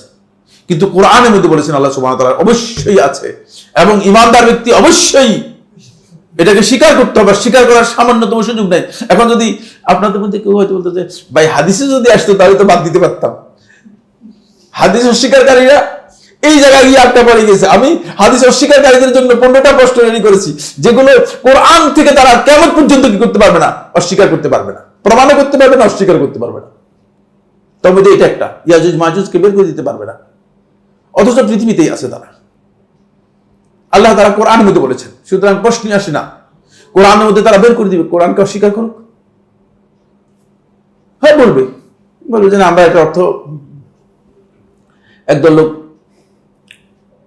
যখন দেখছে যে মানে এটা আর কোনো কিছু করতে পারে না, তখন তারা দাজ্জাল আর ইয়াজুজ মাজুজকে বিকৃত করে ফেলছে, অর্থ বিকৃত করে ফেলছে। বলে ইয়াজুজ মাজুজ এটা হচ্ছে মানে আধুনিক যে সভ্যতার যে একটা ধ্বংসলীলা, এটা বোঝানোর জন্য ইয়াজুজ মাজুজ শব্দ ব্যবহার করা হয়েছে। নাউযুবিল্লাহি মিন যালিক। তাহলে আল্লাহর কালামের সাথে আপনার বক্তব্য, আপনার ব্যাখ্যা মন গড়া, পুরোটাই মন গড়া। এই মন গড়া ব্যাখ্যা সালফে সালিহিনগণ কখনো নসের ব্যাপারে, বিশেষ করে কোরআন হাদিসের বক্তব্যের ব্যাপারে দিতেন না। হ্যাঁ, ওয়ামান ইয়াশিল্লাহা ওয়া রাসূলাহু ফাকাদ দাল্লা দালালাম মুবিনা। সুতরাং যে ব্যক্তি আল্লাহ এবং তার রাসূলের অবাধ্য হবে সে পরিপূর্ণরূপে জঘন্যতম ভ্রষ্টতার মধ্যে নিমজ্জিত হলো, যে ভয়ঙ্কর ভ্রষ্টতার মধ্যে নিমজ্জিত হলো। এই আয়াত থেকে বোঝা যাচ্ছে আল্লাহ এবং তার রাসূলের যে ফয়সালা কোরআন এবং নস হাদিসের নস দ্বারা প্রমাণিত হবে, সেটাকে কোনোভাবেই কি করা যাবে না, কোনোভাবেই অ্যাভয়েড করার সুযোগ নেই, কোনোভাবে অ্যাভয়েড করার সুযোগ নেই। আপনি আকল দিয়ে সেটাকে বাদ দিতে পারবেন না, আপনার ধ্যান ধারণা দিয়ে বাদ দিতে পারবেন, এমনকি এটার অপব্যাখ্যাও করতে পারবেন না। অনেকে কোনো রকম অপব্যাখ্যা করে বাঁচার জন্য চেষ্টা করে থাকে, যেটা আল্লাহ সুবহানাহু ওয়া তাআলা এবং রাসূল সাল্লাল্লাহু আলাইহি ওয়াসাল্লাম বক্তব্যের সাথে সাংঘর্ষিক। যখন কোনো জিনিস সম্পর্কে আকল দিয়ে তাদের বুঝতে পারে না অথবা বুঝার কোনো সুযোগ নেই, তখন একটা চান্স নিয়েছে। সেই চান্সটা হচ্ছে মুতাজিলারা এই চান্সটা আবিষ্কার করেছে। কারা আবিষ্কার করেছে বললাম? মুতাজিলারা। সেই চান্সটা হচ্ছে বলছে যে এটা হলো মাজাজ। মাজাজ কি জিনিস? মাজাজ হচ্ছে রূপক অর্থবোধক, বলে এটা রূপক শব্দ। মাআযাল্লাহ, আল্লাহ তাআলা মাফ করুন। শেখুল ইসলাম ইবনে তাইমিয়া রাহমাতুল্লাহ স্পষ্ট করে বলেছেন যে কোরআনের মধ্যে কোথাও মাজাজ নেই, কারণ আল্লাহ তাআলা রূপক অর্থ ব্যবহার করার প্রয়োজন নেই। আল্লাহ তাআলা রূপক অর্থ ব্যবহার করবেন তো ভয়ে আমি ব্যবহার করব, বুঝলেন না? কারণ আমি সরাসরি বলতে পারি না, সরাসরি বললে আমার সমস্যা আছে, এই জন্য আমি রূপক মানে আল্লাহ রাব্বুল আলামিন রূপক অর্থে ব্যবহার করবেন কেন? হিদায়াতের জন্য আল্লাহ সুবহানাহু ওয়া তাআলা মানুষদেরকে ইনস্ট্রাকশন দিচ্ছেন, ইনফরমেশন দিচ্ছেন। এই ইনফরমেশনের মধ্যে মাজাজ রূপক অর্থ ব্যবহার করবেন, আর মাজাজের মধ্যে মিথ্যার সম্ভাবনা রয়েছে, এটা আদৌ আল্লাহ রাব্বুল আলামিন করবেন বিশ্বাস করতে পারেন? ওমান আসতাকু মিনাল্লাহি কিলা ওমান আসতাকু মিনাল্লাহি হাদিসা। আল্লাহ রাব্বুল আলামিন সে কে? আল্লাহ তাআলা সে সত্যবাদী হতে পারে। সুতরাং মিথ্যা কথা বলার কোনো সুযোগ নেই, যে আল্লাহ তাআলার ব্যাপারে আপনি মিথ্যা একটা চালাই দিলেন, বললেন যে না এটা রূপক বলেছে আল্লাহ তাআলা। সুবহানাল্লাহ। আমাদের দেশে দেওবন্দি উলামায়ে কেরাম, আল্লাহ রাব্বুল আলামিন তাদেরকে হিদায়াত দান করুন, তারা আল্লাহ তাআলার সমস্ত সিফাতকে অস্বীকার করেছে, কয়েকটা ছাড়া। কয়েকটা সিফাত ছাড়া সব সিফাতকে আল্লাহ তাআলা অস্বীকার করেছে। বুঝতে পারছেন? নাউযুবিল্লাহি মিন যালিক। তো অস্বীকার করছেন কেন? বলে এগুলো আল্লাহর জন্য সাব্যস্ত করা যায় না। কেন সাব্যস্ত করা যায় না? বলে সাব্যস্ত করলে আল্লাহ তাআলা মানুষের সাথে সাদৃশ্য হয়ে যায়। নাউযুবিল্লাহ। তো আপনি নিজের মন মতো এগুলোকে ব্যাখ্যা করতে যাচ্ছেন কেন? বলছে এগুলো আল্লাহ তাআলা মাজাজ বলেছেন, এগুলো রূপক পরিচয় দিয়েছেন আল্লাহ তাআলা। নাউযুবিল্লাহি মিন যালিক। আমি 1 ঘন্টা পর্যন্ত আমার পরিচয় দিলাম, বুঝলেন না? 1 ঘন্টা পরিচয় দেওয়ার পরে একজন ওখান থেকে দাঁড়িয়ে বললো যে সাইফুল্লাহ ভাই এতক্ষণ যা পরিচয় দিয়েছে সব রূপক পরিচয় দিয়েছে, কি এলেম আপনার কাছে আসলো? আল্লাহ তাআলা তার পরিচয় করে দিয়েছেন আল্লাহর কিতাবের মধ্যে, আল্লাহ তাআলা পরিচয় করে দিয়েছেন, আর আপনি ওখান থেকে বলতেছেন যে রূপক পরিচয় দিয়েছে। কি আপনার ভিত্তি? আমি আমার পরিচয় মিথ্যা দিলাম? আল্লাহ তাআলা সম্পর্কে আপনি এই ধারণা করেছেন? চিন্তা করেন, খুব গভীরভাবে চিন্তা করেন যে এই যে ভয়ঙ্কর আকীদা, এই আকীদাটুকু আমাদের মধ্যে এসেছে কেন? তার কারণ হচ্ছে আমরা আসলে আল্লাহ রাব্বুল আলামিনের মহত্ব, শ্রেষ্ঠত্ব সম্পর্কে বুঝতে পারিনি, যে আল্লাহ তাআলার কত বিশাল মর্যাদা রয়েছে সেটা আমরা বুঝতে পারিনি। 3 নম্বর দলিল সূরা আন-নিসার 65 নম্বর আয়াত, ফালা ওয়া রাব্বিকা লা ইউমিনুনা হাত্তা ইউহাক্কিমুকা ফীমা শাজারা বাইনাহুম, ফালা না, ওয়া রাব্বিকা আপনার রবের কসম, লা ইউমিনুন তারা ঈমানদার হতে পারবে না, হাত্তা ইউহাক্কিমুকা ফীমা শাজারা বাইনাহুম তাদের মধ্যে যে সমস্ত বিবাদমান বিষয় রয়েছে সেগুলোর ব্যাপারে যতক্ষণ পর্যন্ত আপনাকে তারা ফয়সালাকারী হিসেবে না মানবে। স্পষ্ট কথা, রাসূল সাল্লাল্লাহু আলাইহি ওয়াসাল্লাম যেটা ফয়সালা করে দিয়েছেন সেখানে আর অন্যের ফয়সালার প্রয়োজন নেই, অন্যের ফয়সালার প্রয়োজন নেই, অন্যের ফয়সালার প্রয়োজন নেই। এই আয়াতের মধ্যে আল্লাহ সুবহানাহু ওয়া তাআলা আলো সত্য করেছেন, সুম্মা লা ইয়াজিদু ফি আনফুসিহিম হারাজান মিম্মা কাদাইতা, তারপরে আপনি যেটা ফয়সালা করেছেন সেটা তারা যেন কোনোভাবেই নিজেদের অন্তরের মধ্যে কোনো খটকা যেন না থাকে তাদের। মানে আপনি ফয়সালা করে দেওয়ার পরে আবার নিজেদের অন্তরের মধ্যে যদি খটকা থেকে যায় তাহলে সে বেঈমান। আল্লাহ তাআলা বলছে সে ঈমানদার হতে পারবে না। মানছে কিন্তু অন্তরের মধ্যে আরে নবী সাল্লাল্লাহু আলাইহি ওয়াসাল্লাম কাজটাকে ঠিক করলো, নাউযুবিল্লাহ মিন যালিক।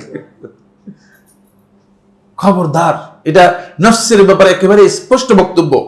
ওয়ায়ুসাল্লিমু তাসলিমা, আর এটাকে মেনে নিবে পরিপূর্ণরূপে, একেবারে পরিপূর্ণরূপে মেনে নিতে হবে, মন গড়া নয়, পরিপূর্ণরূপে মেনে নিতে হবে। 4 নম্বর দলিল সূরা নিসার 61 নম্বর আয়াত, ওয়াইযা কিলা লাহুম তাআলাউ ইলা মা আনজালাল্লাহু ওয়া ইলার রাসূল, দেখছেন যখন তাদেরকে বলা হয় তাআলাউ ইলা মা আনজালাল্লাহ, আল্লাহ তাআলা যা নাজিল করেছেন, ওয়া ইলার রাসূল এবং রাসূলের কাছে, খুব ভালো করে খেয়াল করেন, ইলা মা আনজালাল্লাহ কোরআন, ঠিক না? তো কোরআনের কথা স্পষ্ট হয়ে গেছে, তারপর আবার ইলার রাসূল, রাসূলের কাছে আসতে বলতেছে। তাহলে যারা আজকে হাদিস অস্বীকার করতেছে, তারা আজকে হাদিস অস্বীকার করেছে, খুব ভালো করে খেয়াল করেন, তারা কিসের ভিত্তিতে হাদিস অস্বীকার করতেছে? রাসূলের কাছে তাদেরকে বলা হচ্ছে যে রাসূলের কাছে আসতে হবে। কেন আসতে হবে? রাসূলের কি করার জন্য? রাসূলের আনুগত্যের জন্য, রাসূলের কথা মেনে নেওয়ার জন্য। আপনি দেখবেন রাআইতাল মুনাফিকিনা ইয়াসুদ্দুনা আনকা সুদুদা, খুব স্পষ্ট বক্তব্য।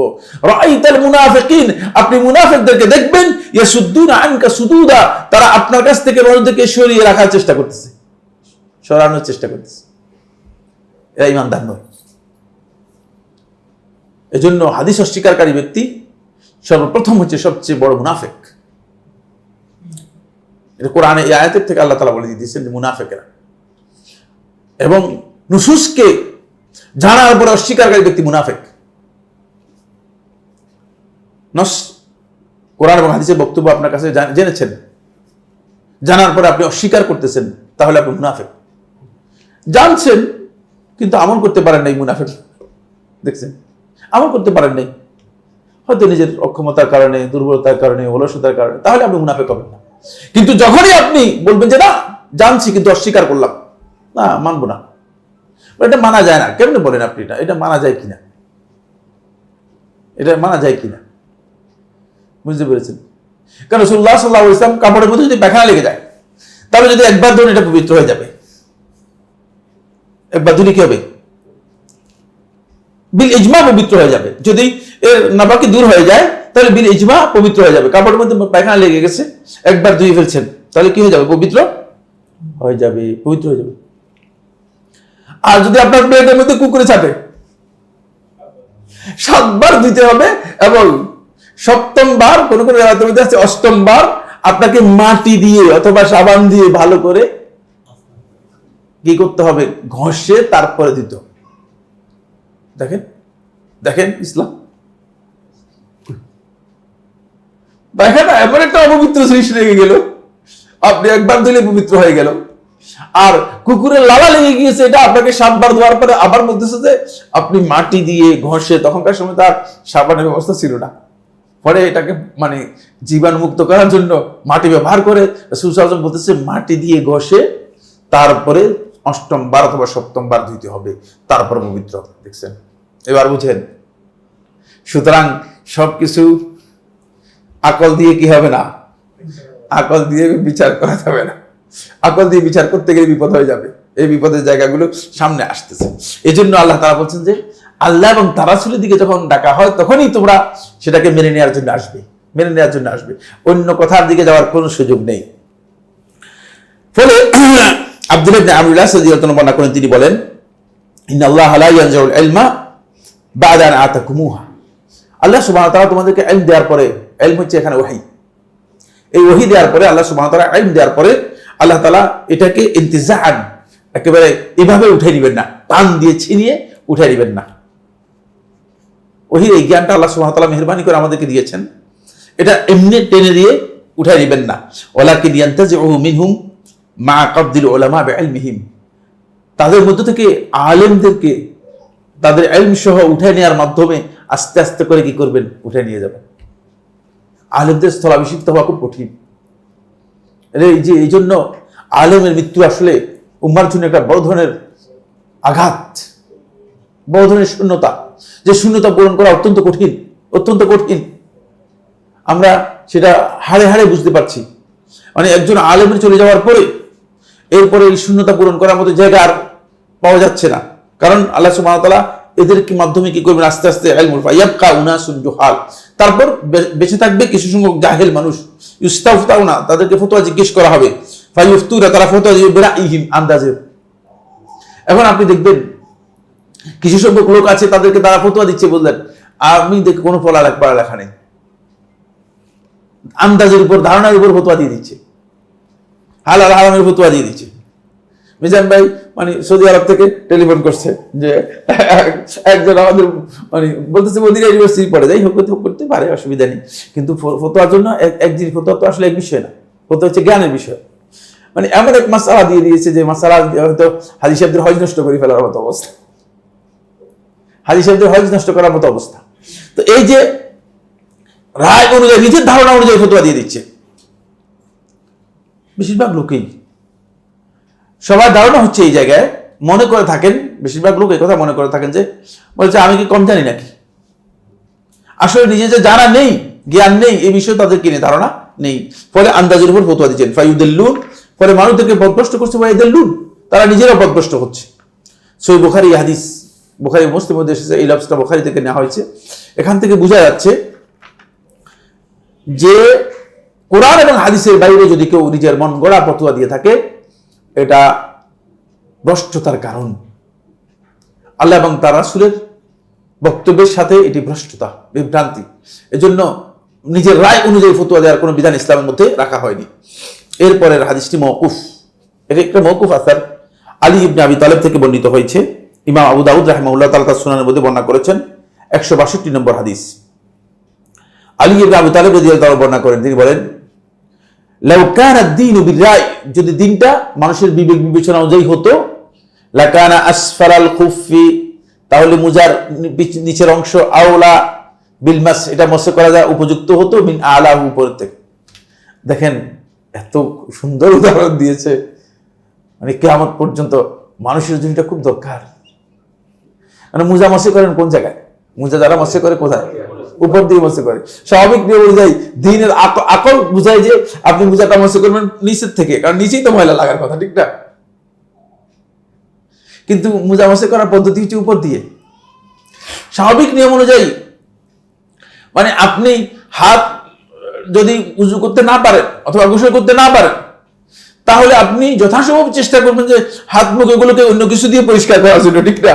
কিন্তু আপনাকে বলতেছে মাটিতে হাত মেরে তারপরে এগুলো মুখের মধ্যে আর হাতের মধ্যে মাটি লাগানোর জন্য। এটা তো পরিষ্কার করলে নাকি মাটি লাগালেন? দেখেন আকল এখানে মোটেও কাজ করবে না। আকল দিয়ে এখানে আপনি কোন ডিসিশন দিতে পারবেন না। এটাই ইসলামের বিধান এবং এটা দিয়ে আপনাকে মেনে নিতে হবে, এটাই নস।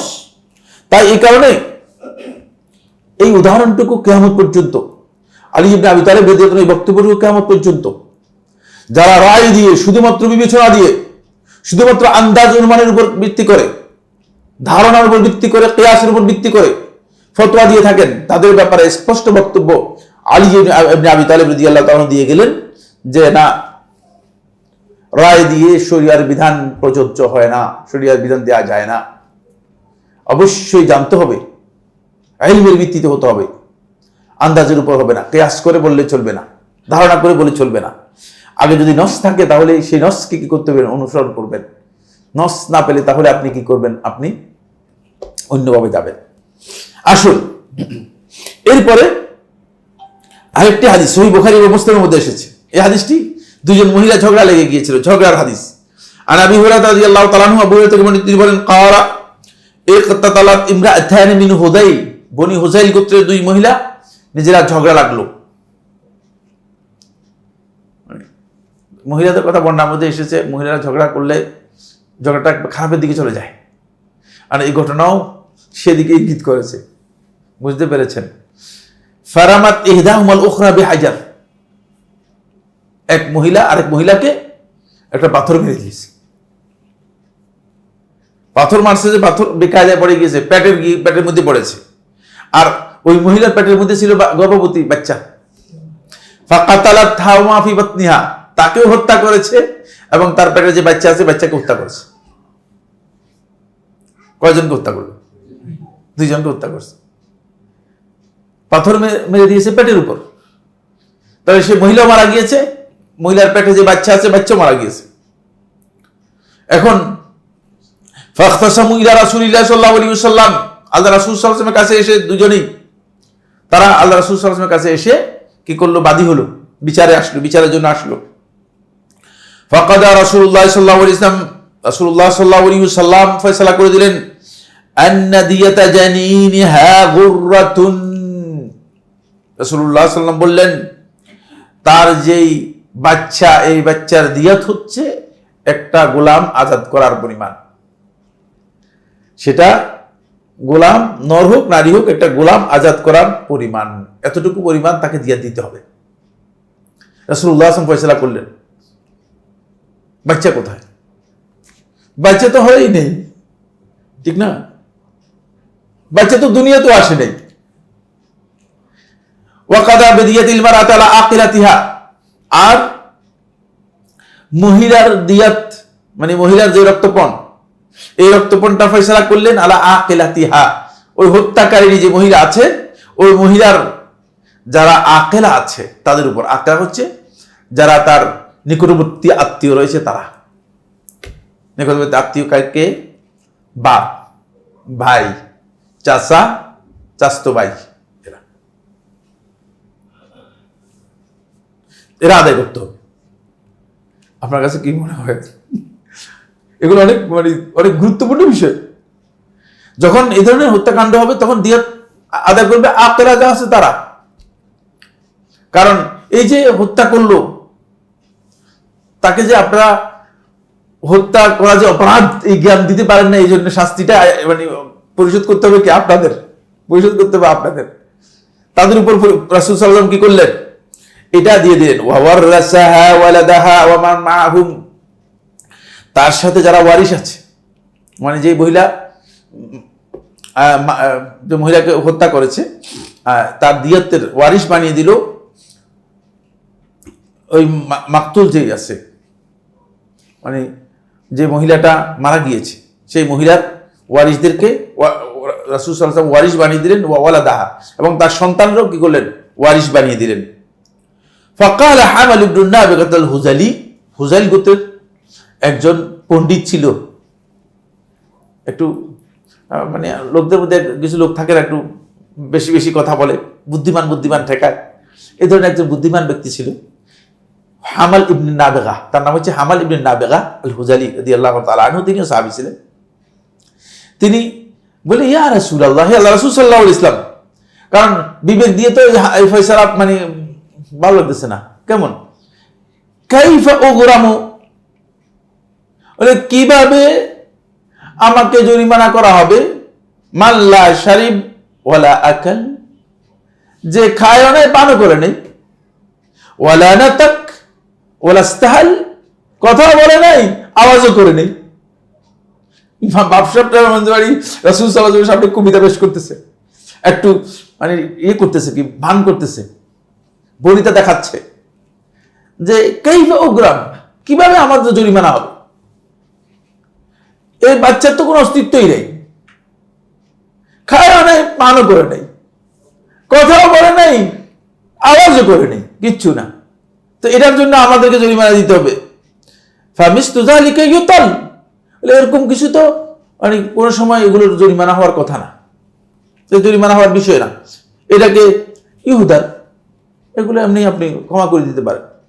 বাচ্চার এটা আপনি ক্ষমা করে দেবেন।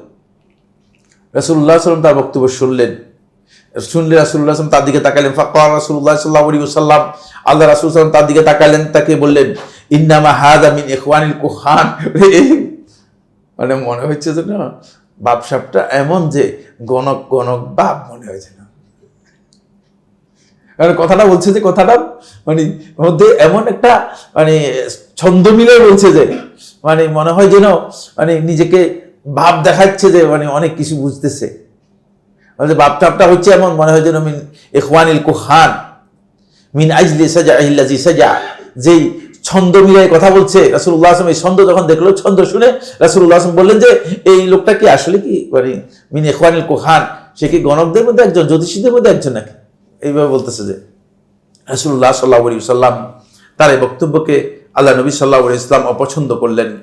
ফলে আল্লাহ নবী সাল্লাল্লাহু আলাইহি ওয়াসাল্লামের বক্তব্য মানে সে নিজের বক্তব্যকে উঠাই নিলেন।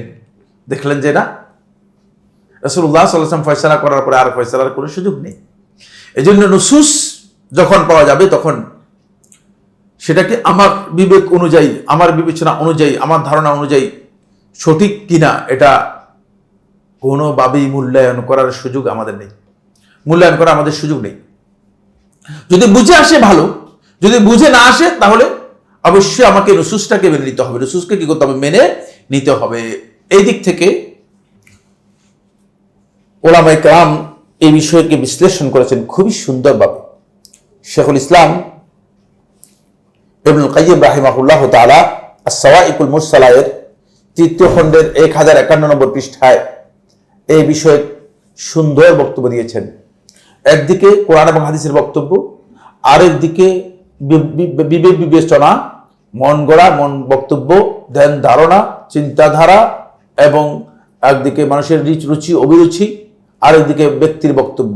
এই দুইয়ের সংঘাতের মধ্যে মানুষ আহলুস সুন্নাত জামাতের অবস্থান ক্ষেত্রে যারা ওহীকে নিজেদের ধ্যান ধারণা দিয়ে ওহীকে যারা অস্বীকার করে, ওহীকে যারা সাংঘর্ষিক মনে করে, ওহীকে যারা বাদ দেয়, এরা হচ্ছে 5টি দল। কয়টি দল? কয়টি দল বললাম? 5টি দল। তাহলে আসি একদল করে আসি। প্রথম দল, তাহলে 5 দল লোক যারা সালাফদের মানহাজ থেকে বিচ্যুত। সালাফদের মানহাজ হচ্ছে তারা কি করেন না, কোনোভাবেই কোরআন এবং হাদিসের বক্তব্যকে কন্ট্রাডিক্ট মনে করেন না, সাংঘর্ষিক মনে করেন না। কোরআন এবং হাদিসের বক্তব্যই তাদের আগে, আকল বিবেচনা এগুলো দিয়ে তারা এটাকে মূল্যায়ন করেন না, সাংঘর্ষিকও মনে করেন না।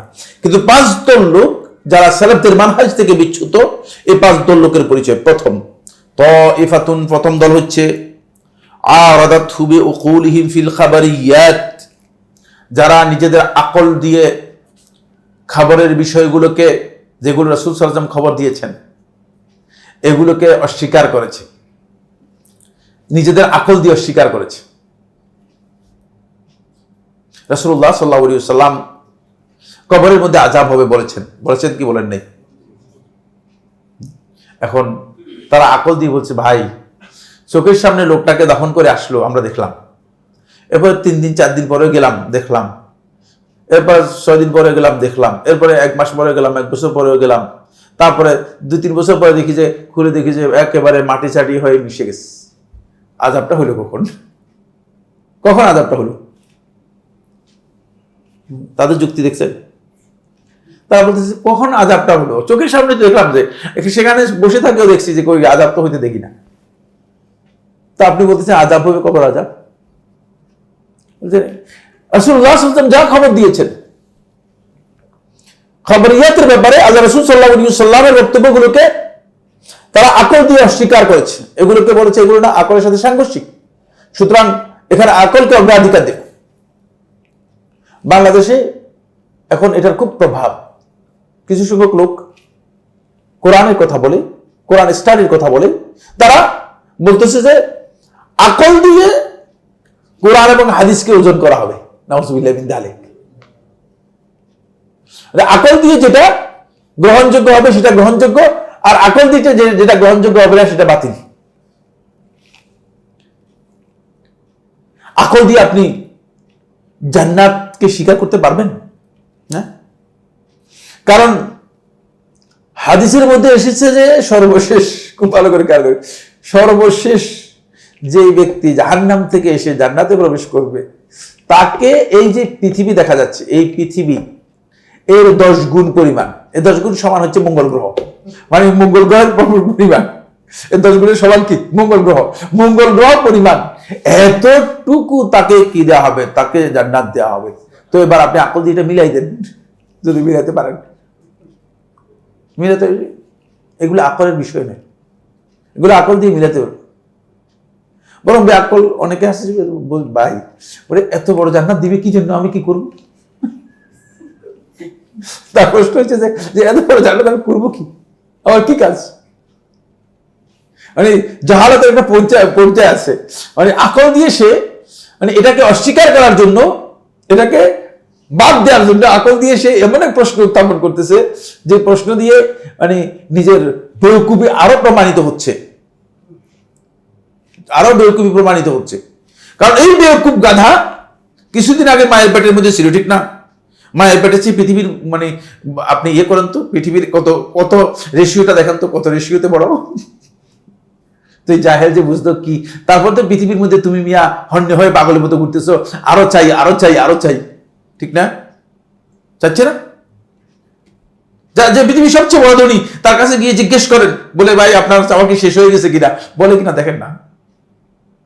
সে আরো ব্যবসার জন্য পাগল হয়ে গেছে, আরো নতুন নতুন ব্যবসার প্রজেক্ট কোথায় পাওয়া যায় সেগুলো পিছনে ঘুরতেছে। সুতরাং সব স্পেস সমান না, সব স্টেজ সমান না, সব পর্যায়ে সমান না, এটা আবার বুঝতে হবে। এটা না বুঝে আন্দাজের উপর আকল দিয়ে বিষয়কে বিবেচনা করলে যথেষ্ট হবে না। তারা কি করেছে, ওয়াকাদ্দামাত আলাইহিল আকল, তারা এই কারণে আকলকে অগ্রাধিকার দিয়েছে। খবরিয়াত, কোরআন এবং হাদিসের যে বক্তব্য খবরের ব্যাপারে এসেছে, এই সবগুলোকে অস্বীকার করেছে, একটাও স্বীকার করেনি, একটাকেও স্বীকার করেনি। কারণ মুতাজিলারা আমাদের আকীদা কি, জান্নাত জাহান্নাম সম্পর্কে, জান্নাত এবং জাহান্নাম সম্পর্কে আমাদের আকীদাকে কে বলতে পারবে? 5টি আকীদা অপরিহার্য, কে বলতে পারবে? দেখি, আকীদার উপর মনে ক্লাস নিতে হবে, আমার মনে হয় এটা বাদ দিয়ে আকীদাতে যেতে হবে। আকীদার ক্লাস অনেক দিন থেকে হচ্ছে না। না, জান্নাত এবং জাহান্নামের ব্যাপারে আমাদের আকীদা কি খুবই গুরুত্বপূর্ণ। হক তো মানে এটা সবটাই হক। হ্যাঁ, একটা আকীদা হয়েছে, একটা হয়েছে আল জান্নাতু ওয়া জাহান্নাম মাখলুকাতানিল আন, মানে এই দুটা মাখলুক মওজুদাতানিল আন, এখন মওজুদ আছে। দুইটা আকীদা, এখন মওজুদ আছে মানে এখন আছে, এখন ইনস্ট্যান্ট আছে। জান্নাত এবং জাহান্নাম এখনই আছে, বুঝতে পেরেছেন? এই দুইটা সৃষ্ট আল্লাহর, এবং দুইটা এখন আছে। তারা বলতে শুনেন তো, যদি এখন থাকে তো জান্নাতের খাবার দাবার এগুলো প্রসেস সারখার হয়ে যাচ্ছে না? কারণ তারা আকল দিয়ে বিবেচনা করতেছে, বলে ফলটাও যা আছে আমরা জান্নাতে যাওয়া পর্যন্ত তো এগুলো টিকবে না, এগুলো তো শেষ হয়ে যাবে। ফলে বলতেছে না, এটা মিথ্যা কথা, এটা হতে পারে না। অথচ আল্লাহ তাআলা বলতেছে উইদ্দাত লিল মুত্তাকিন, এটা তৈরি করা আছে, এখনই আছে। বুঝতে পেরেছেন? এটা আমাদের বিশ্বাস, এটা আমাদের আকীদা, মৌলিক আকীদার মধ্যে অন্তর্ভুক্ত। জান্নাত এবং জাহান্নাম এখন বর্তমান অস্তিত্ব আছে। এমন রাসূলুল্লাহ সাল্লাল্লাহু আলাইহি ওয়াসাল্লাম জান্নাতও দেখেছেন, জাহান্নামও দেখেছেন। রাসূলুল্লাহ সাল্লাল্লাহু আলাইহি ওয়াসাল্লাম দেখেছেন জান্নাত জাহান্নাম দুটাকে, রাসূলুল্লাহ সাল্লাল্লাহু আলাইহি ওয়াসাল্লামকে দেখানো হয়েছে। সুতরাং এখান থেকে বোঝা যাচ্ছে জান্নাত এবং জাহান্নাম আকল দিয়ে যদি আপনি চিন্তা করেন, তাহলে আপনি বলবেন যে ভাই জান্নাত জাহান্নামের এতদিন পর্যন্ত রেখে দিয়েছে কেন? কোন উত্তর দিতে পারবেন? আমার প্রশ্নগুলো আমি যেহেতু আল্লাহ তাআলা সৃষ্টি করেছেন, আল্লাহই জানেন, কারণ এর বাইরে কোনো উত্তর আমার কাছে নেই, দুনিয়ার কেউ দিতে পারবে না, দুনিয়ার কোনো ব্যক্তির কাছে এর হিকমত জানা নেই। কিন্তু অবশ্যই আমার আল্লাহ সুবহানাহু ওয়া তাআলা হাকিম হওয়ার কারণে হিকমত ছাড়া আল্লাহ রাব্বুল আলামিনের কোনো কাজ হয় না, অবশ্যই সেটা আমাদেরকে জানতে হবে। আপনার কাছে হয়তো মানে এখন বেআকল লোক যারা আকল দিয়ে কাজ করতেছে, তারা মনে করবে যে না কি রে, মানে এটা বেকার কাজ করতেছে, কেন আল্লাহ তাআলা এটা করতেছে, জান্নাতের কি প্রয়োজন? এখন বিচার ফয়সালা হবে কবে কিছুই তো জানি না, এরপরে বিচার ফয়সালার পরে তারপরে জান্নাত জাহান্নামের ফয়সালা হবে, তো তখন সৃষ্টি করলে তো পারতো, এখন সৃষ্টি করে রেখেছে কেন? এই প্রশ্নের উত্তর আকল দিয়ে বের করতে পারবেন না। এই প্রশ্নের উত্তর আকল দিয়ে বের করতে পারবেন না। তারা আকলকে অগ্রাধিকার দিয়েছে খাবরিয়াতের ব্যাপারে। ফাকালু লি আসহাবিল ওয়াহি, ফলে যারা ওহীর অনুসারী রয়েছে, মানে কোরআন এবং হাদিসের টেক্সট বক্তব্যকে অনুসরণ করে, তাদেরকে বলছে লানাল আকল ওয়ালাকুমুন নাকল, তোমাদের জন্য হচ্ছে নকল, তোমরা খবর নিয়ে থাকো, হাদিস নিয়ে থাকো, তোমরা কোরআন আর হাদিস নিয়ে থাকো, ওয়ালানাল আকল, আমরা আকল নিয়ে আছি, আকল দিয়ে আমরা এগুলো বিবেচনা করব। ফলে এটা হচ্ছে আকলানি গ্রুপ। এই আকলানি সম্প্রদায়ের মধ্যে সর্বপ্রথম এসেছে জাহমিয়া এবং মুতাজিলা সম্প্রদায়। জাহমিয়া এবং মুতাজিলা সম্প্রদায়, তারপর এদের সাথে যুক্ত হয়েছে খারেজি সম্প্রদায়, তারপর এদের সাথে যুক্ত হয়েছে কোরআনী সম্প্রদায়, যারা সব জায়গায় আকলকে অগ্রাধিকার দিয়ে খবরিয়াতগুলোকে সবগুলোকে অস্বীকার করেছে, খবরিয়াতগুলোকে সবগুলোকে অস্বীকার করেছে। তাহলে প্রথম দল যারা মানে এই ক্ষেত্রে সালাফদের মানহাজের পরিপন্থী, তারা হচ্ছে এই তিন সম্প্রদায়। জাহমিয়ারা বলেছে যে আল্লাহ তাআলার অস্তিত্ব আছে, এটা আমরা স্বীকার করি, কিন্তু আল্লাহ রাব্বুল আলামিনের সিফাত থাকতে পারে এটা স্বীকার করি না। জাহমিয়াদের বক্তব্য, এটাকে বলা হয় থাকে গড পার্টিকল। আপনারা জানেন যে এটা নিয়ে গবেষণা হয়েছে, গড পার্টিকল, যে গড মানে এটা প্রমাণ করা যাচ্ছে, আকল দিয়ে প্রমাণ করা যায়। কারণ একটা জিনিসকে যখন আপনি এটাকে ইয়ে করেন, ছোট করেন, টুকরা টুকরা টুকরা টুকরা করেন, এক পর্যায়ে গিয়ে এর মানে সর্বশেষ একটা অংশ পাওয়া যাবে, বলে যে এটাই হচ্ছে মূলত গড পার্টিকল। বুঝতে পেরেছেন? নাউযুবিল্লাহি মিন যালিক। এই সব কথার ভিত্তি কিছুই না, এগুলো সবটাই মূলত আকলের উপর ভিত্তি করে এই ধারণাগুলো দিচ্ছে, এবং এই ধারণার উপর ভিত্তি করে তাদের বক্তব্য হচ্ছে যে এই যে পুরা পৃথিবীটা পুরাটাই মূলত এটাই হচ্ছে গড। নাউযুবিল্লাহি মিন যালিক। তো এই হোল ইউনিভার্স পুরোটা কি তারা বলতেছে গড, এটা গডেরই মূলত এটাকে বলা মানে এক্সটেনশন। বুঝতে পেরেছেন?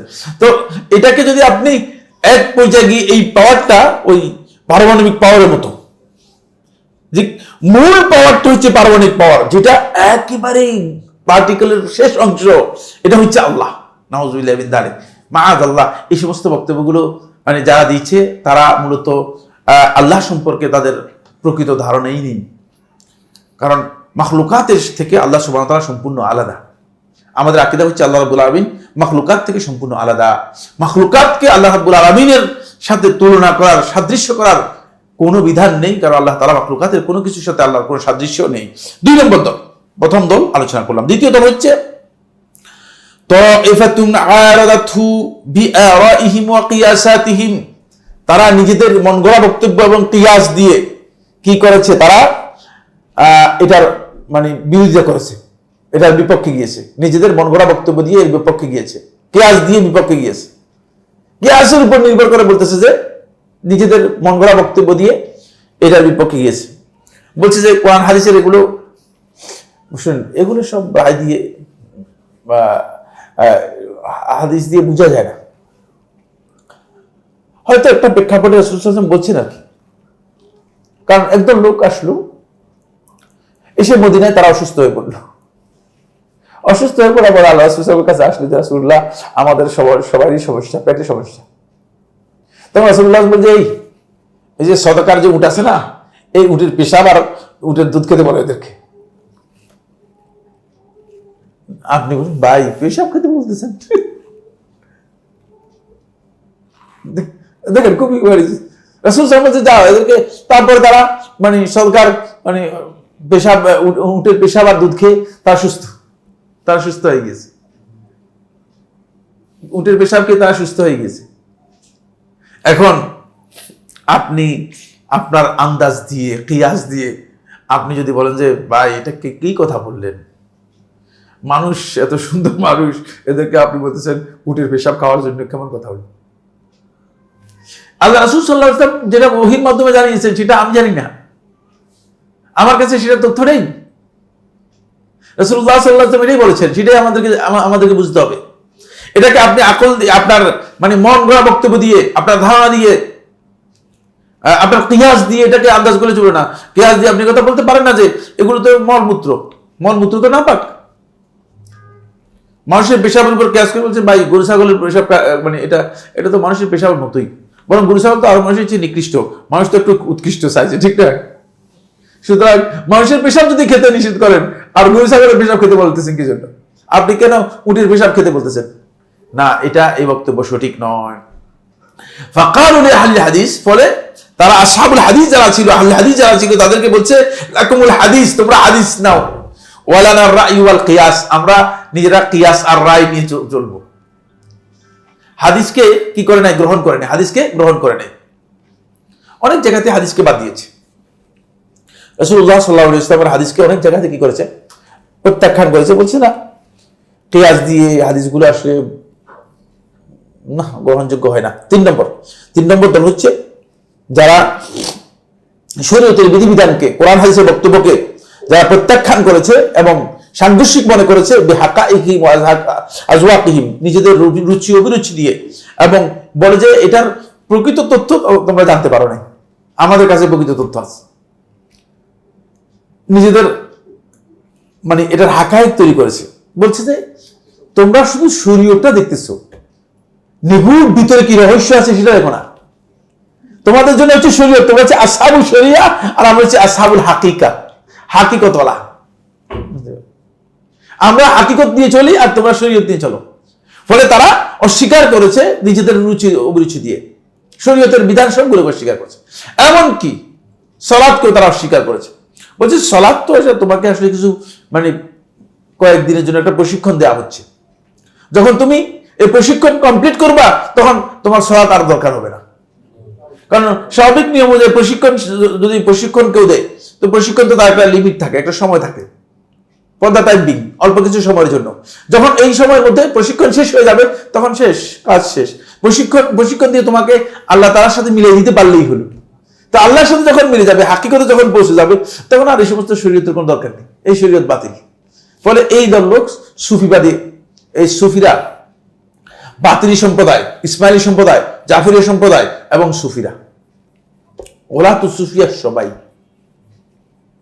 সবাই কি করেছে? সবাই এই কোরআন এবং হাদিসের বক্তব্যকে নিজেদের জীবন থেকে বাদ দিয়ে দিয়েছে। এগুলোকে বলেছে এগুলো ইসলাম, আমাদের মূল অভিরুচির সাথে, রুচি অভিরুচির সাথে এগুলোর মিল নেই, এগুলো ঠিক না, এগুলো ঠিক না। এই ভারতবর্ষের সবচেয়ে শ্রেষ্ঠ, সবার কাছে গ্রহণযোগ্য একজন আলেম, আপনারা জানেন নাম কি বলতে পারবেন? না, আসলে থামাবি না, আসলে সবার কাছে গ্রহণযোগ্য। হ্যাঁ হ্যাঁ হ্যাঁ, না না না, পুরাতনদের বলতে বলতে তকি উসমানী না, না না, শাহ ওয়ালিউল্লাহ দেহলভী রহমতুল্লাহ আলাইহি, শাহ ওয়ালিউল্লাহ দেহলভী রহমতুল্লাহ আলাইহি, তিনি তাকে আহলে হাদিস যারা আছেন, আমাদের এই দেশে যারা আহলে হাদিস আছেন, তারাও তাকে নিজেদের বাগে টানার জন্য চেষ্টা করেন, আহলে হাদিস বানানোর জন্য। বা যেহেতু আহলে হাদিসদের মিয়া নজির আহমদ রাহিমাহুল্লাহ তাআলা, তিনি অনেক বড় মুহাদ্দিস ছিলেন। তিনি শাহ ইসহাকের ছাত্র ছিলেন, শাহ ওলিউল্লাহ ছাত্র ইসহাক, শাহ ইসহাক রহমতুল্লাহ আলাইহি তার ছাত্র ছিলেন মিয়া নজির আহমদ রাহিমাহুল্লাহ তাআলা, যিনি মানে অনেক বড় মুহাদ্দিসদের মধ্যে একজন ছিলেন, অনেক বড় মুহাদ্দিসদের মধ্যে একজন ছিলেন। তারপরে মানে দেওবন্দি ঘরানা আরেক যারা আছে তারাও তাকে টানে, এদিকে টানে, বুঝতে পেরেছেন কিনা? সকল ঘরানার, কওমি, সরকারি, দরকারি, বেদরকারি, তরকারি যা আছে সবাই বলতে শাহ ওলিউল্লাহ রহমতুল্লাহ আলাইহিকে জানে। তিনি আসলে তিনি অনেক বড় জ্ঞানী ছিলেন, কোনো সন্দেহ নেই। তার লিখনীগুলো আমি সবগুলো কম বেশি যতটুকু আমার সম্ভব হয়েছে পড়েছি। খুবই জ্ঞানী ছিলেন, মানে জ্ঞানের দিক থেকে সর্বোচ্চ ছিলেন। আমার ওই জায়গায় বক্তব্য না, আমার জায়গার আসল বক্তব্য হচ্ছে ওই জায়গায় যে শাহ ওলিউল্লাহ রহমতুল্লাহের মতো ব্যক্তিও তিনি ফয়জুল হারামাইনের মধ্যে এমন কথা লিখেছেন, এমন বক্তব্য দিয়েছেন যেটা শরীয়তের নুসুসের সাথে একেবারেই সাংঘর্ষিক, একেবারেই সাংঘর্ষিক। চিন্তা করেন, মানে ওই যে মানে হাকিকতের এই যে সুফিবাদ তাদের মধ্যে যতটুকু ঢুকেছে। শাহ রহমতুল্লাহ আলাইহি তিনি একটা হাদিসের কিতাব লিখেছেন আর বলেছেন যে এই হাদিসগুলো সরাসরি আল্লাহ রাসূলের কাছ থেকে আমি নিজে জিজ্ঞাসা করে সহি করে নিয়েছি। নাউজুবিল্লাহ মিন যালিক। আপনারা নাউজুবিল্লাহ বলতেছেন, অন্যরা আমার শুনলে মারবেও বুঝতে। কি বলতেছেন সাইফুল্লাহ ভাই? কারণ আমি এগুলো পড়েছি, ওনারা তো পড়েনি। এগুলো আমি পড়েছি, সব বই পড়েছি। শাহ রহমতুল্লাহ আলাইহি এখানকার সবচেয়ে বেশি এই ভারতবর্ষে হাদিসের খেদমত করেছেন। তারা এই যে দল, এই দলের মূল কথা হচ্ছে যারা সুফিবাদের সাথে সম্পৃক্ত হওয়ার কারণে, মানে সুফিজম তাদের উপর বা সুফি চিন্তাধারা তাদের উপর এমন ভাবে প্রভাব বিস্তার করেছে যে তারা শরীয়তটাকে মনে করেছে যে এটা হালকা বিষয়, আর তরিকতটা হচ্ছে তাদের কাছে গুরুত্বপূর্ণ। এরা হচ্ছে সুফিবাদের বিশ্বাসের যারা আছে, তারা ফলে শরীয়তটাকে তারা খুব ছোট করে দেখেছে। কোরআন হাদিসের বক্তব্য তাদের কাছে তরিকতের দিক থেকে, মানে তরিকতের বক্তব্য অনেক বেশি। আপনি যখন শাহরাওয়ির লেখা তাবাকাতুস সুফিয়া একটা কিতাব রয়েছে, 5 খণ্ডে, সর্বশেষ 5 খণ্ডে করা হয়েছে। এই কিতাব যদি আপনি পড়েন আপনি আশ্চর্য হয়ে যাবেন। বলছে যে আমার শেখ রহমতুল্লাহ আলাইহি তিনি আল্লাহর রহমত যে তিনি প্রতিদিন এত কেজি মদ খেতেন আর এতজনের সাথে জেরা করতেন। যদি কেউ পড়েন তিনি বলবেন যে ইন্না লিল্লাহি ওয়া ইন্না ইলাইহি রাজিউন। আর ওই শেখ না, তিনি হচ্ছেন শেখ সুফিয়া। নাউজুবিল্লাহ মিন যালিক। মানে তাবাকাতুস সুফিয়াতে আপনি পড়েন, মানে এর যদি একজন বা দুইজনের জীবনী পড়েন, তারপরে আপনি বলবেন যে সুফিরা যে ইসলামকে কত বিকৃত করে দিয়েছে। কারণ শরীয়তটা তাদের কাছে কি হয়ে গেছে, সম্পূর্ণ বাতিল হয়ে গিয়েছে। এখন গাঞ্জা খাচ্ছে যারা মাজারে এরা, এবং অবৈধ অপকর্ম মাজারগুলোতে যথেষ্ট, এটাকে কি বলা হয়, তাকে অনাচার, অবিচার, খারাপ কাজ হচ্ছে, অশ্লীলতা হচ্ছে। এই সবগুলোর পেছনে মূলত ওই সুফিদের এই একই জিনিস কাজ করতেছে। শরীয়তটা তাদের কাছে কোনো ব্যাপারই না। তারা মনে করে থাকে আমরা এমন পর্যায়ে পৌঁছে গিয়েছি, বলছে ভাই শরীয়ত নিয়ে আপনি থাকেন, আপনি শরীয়ত। 4 নম্বর দল, এরা হচ্ছে আরেক দল। এদের ধারণা হচ্ছে যে এরা বলছে যে আমরা দুনিয়ার ক্ষমতা, সিয়াসত, রাজনীতি, তারপরে দুনিয়া পরিচালনা করার এই সামর্থ্য, এটা আমাদের কাজ। এটা তোমরা শরীয়ত নিয়ে চিন্তা করো, তোমরা ইসলাম নিয়ে চিন্তা করো, তোমরা তালাকের মাসালা নিয়ে চিন্তা করো। এটা নজরুল ইসলাম আপনারা জানেন, হিন্দু ছিল না, মুসলিমও ছিল না। মুসলিম ছিল কিনা? না। হিন্দু ছিল কিনা? তাও না। বুঝতে পেরেছেন? আপনারা করতেছেন আমার বক্তব্যে, আমি তার বইগুলো সবগুলো পড়ে এই কথা বলতেছি। সে হিন্দু ছিল না, মুসলিমও ছিল না। মুসলিম ছিল না, কোনো সন্দেহ নেই। বুঝতে পেরেছেন কিনা? বলছে যে তোমরা কিতাবগুলো বউ তালাকের কি করো, ফতোয়া খুঁজো। তোমাদের কাজ হচ্ছে বউ তালাকের ফতোয়া খোঁজার জন্য। তুমি কি করবা? বলছে তো খোদার আরশ ছেদিয়া, সে খোদার আরশ ছেদিয়ে অন্যদিকে চলে যাবে। নাউজুবিল্লাহ মিন যালিক। তার বক্তব্যগুলো দেখেন, তার কবিতাগুলো দেখেন, এরপরে ভালো করে খেয়াল করেন কত বড় বেওকুফ ছিল। এর কারণ হচ্ছে একটাই, সেটা হচ্ছে যে ইসলাম সম্পর্কে সামান্যতম নলেজ তার ছিল না, অথবা ইসলাম থেকে তাকে মানুষ কি করেছে, মিসগাইড করে রেখেছে, ইসলাম থেকে মিসগাইড করে রেখেছে। সর্বশেষ একজন আলেমের সাথে সাক্ষাৎ ঘটেছিল মৃত্যুর অল্প কিছুদিন আগে, মৃত্যুর মনে হয় 1 বছর বা 2 বছর আগে। তখন তিনি বলছেন যে শুনো, তুমি সারা জিন্দেগি তো অনেক কবিতা, অনেক কিছু লিখছো, তুমি কিছু গজল লিখে যাও। তখন কিছু গজল লিখেছে, বুঝতে পেরেছেন কিনা? সেই গজলগুলো এখন বর্তমানে চলে, এগুলো চলতেছে, বুঝতে পেরেছেন? সেগুলোর মধ্যে কিছু কথা আছে, কিছু বাতিলও আছে, কিছু হক আছে, মিশ্রিত কথা আছে। যাই হোক, যেহেতু হক বাতিল বুঝতো না, হক বাতিল বুঝার সেই বিষয় তার ছিল না। এখন একদল লোক এসে যারা মনে করে থাকে যে এই দুনিয়ার এই সমস্ত চাকচিক্য, এই যে কর্তৃত্ব, ক্ষমতা, এগুলো হচ্ছে আমাদের কাজ, এগুলো দিয়ে শরীয়ত নিয়ে তো তালাকের মাসালা, এই মাসালা, সেই মাসালা, আপনারা এগুলো আর কতদিন আপনি উজুর মাসালা শিখাবেন মানুষদেরকে? আর কতদিন গোসলের মাসালা শিখাবেন? আর রাষ্ট্র পরিচালনার কথা বলবেন না? রাষ্ট্রের কি কি জিনিস, রাষ্ট্রের অর্থনীতি কিভাবে চলবে সেটা বলবেন না? সবটাই প্রয়োজন, কোনটাই বাদ দেওয়ার প্রয়োজন নেই। আপনি কোনটাকে বাদ দিয়ে কোনটা গ্রহণ করবেন? যে ব্যক্তি জীবনে ইসলাম জানতে পারেনি, সে ব্যক্তি কিভাবে রাষ্ট্রে ইসলাম পালন করবে? সে আদৌ ইসলাম পালন করতে পারবে কিনা? সে তো ইসলাম জানেই নি আসলে। যে নিজেকে পরিবর্তন করতে পারে না, নিজের আখলাক তৈরি করতে পারে না, সে ব্যক্তি অন্যের আখলাক কিভাবে তৈরি করতে পারে? ফলে আপনি যারা আজকে এই সমস্ত কথা বলতেছে, শরীয়ত বাদ দেন, ইসলাম এরকম কথা বাদ দেন, তাওহীদ বাদ দেন, আকীদা বাদ দেন, আগে আপনি রাষ্ট্র কিভাবে পরিচালনা করতে হবে, রাষ্ট্র কিভাবে দখল করতে হবে সেটা চিন্তা করেন। এটা একটা শরীয়তের সাথে এক সাংঘর্ষিক, ইসলামী চিন্তাধারার সাথে সাংঘর্ষিক। পঞ্চম যে দল সেটা হচ্ছে বাতিনি সম্প্রদায়।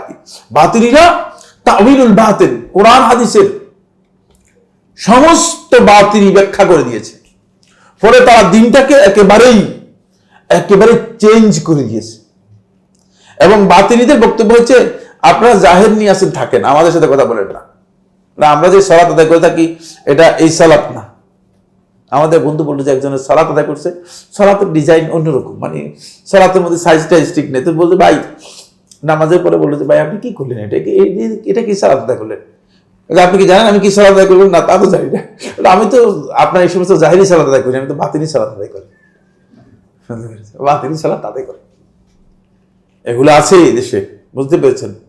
এরা কোরআন হাদিসের বক্তব্যকে তারা তাদের বাতিনি যে তাউইল রয়েছে, অপব্যাখ্যা আছে, সে অপব্যাখ্যা দিয়ে তারা কি করতেছে সেটাকে অগ্রাধি। আমরা সাবুল বাতিল, আমরা বাতিল নিয়ে আছি, আপনি জাহের নিয়ে থাকেন, আপনার সাথে আমাদের কোনো সংঘর্ষ নেই। এরাই পথভ্রষ্ট।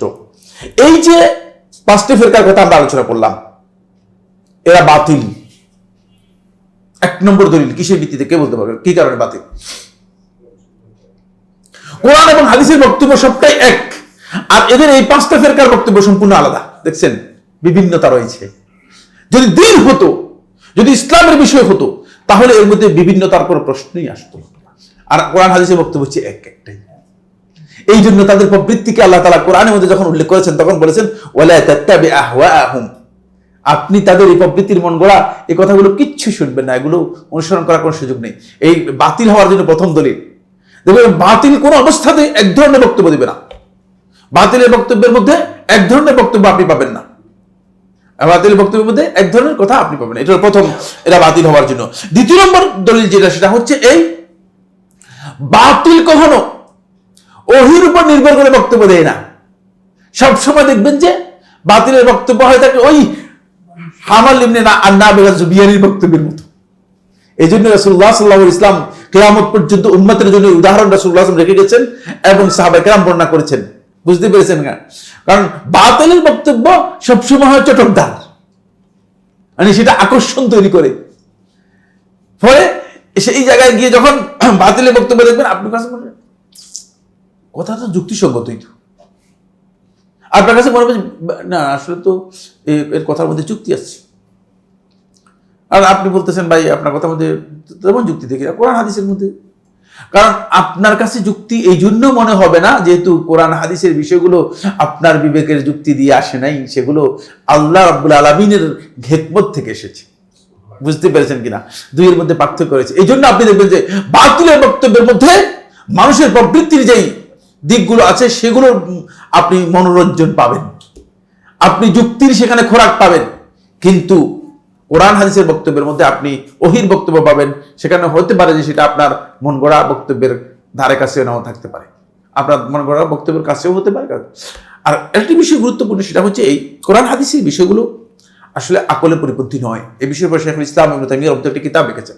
এটা আপনার হয়তো মানে বাংলায় না থাকার কারণে আমার সবচেয়ে বড় সমস্যা হয়ে গেছে এই জায়গায়।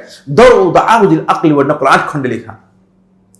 আকল এবং নকল, আকল হচ্ছে বিবেক বিবেচনা, আর নকল হচ্ছে দলিল, কোরআন হাদিসের নুসুস, টেক্সট, যেটা কোরআন হাদিসের বক্তব্য। কোরআন হাদিসের বক্তব্য এবং আকল, বিবেক বিবেচনা, এই দুইয়ের মধ্যে সাংঘর্ষিকতা কিভাবে নিরসন করা হয়েছে এই বিষয়ে শেখুল ইসলাম ইবনে তাইমিয়া রাহিমাহুল্লাহ 8 খণ্ডে লেখা কিতাব। এই কিতাবের মধ্যে বিস্তারিত শেখুল ইসলাম রাহিমাহুল্লাহ এই বিষয়ে আলোচনা করেছেন। কিন্তু দুর্ভাগ্যের বিষয় হচ্ছে যে আমরা তো ওই কিতাবগুলো থেকে দূরে থাকার কারণে আমরা এগুলোকে আমাদের আয়ত্তের মধ্যে আনতেছি না।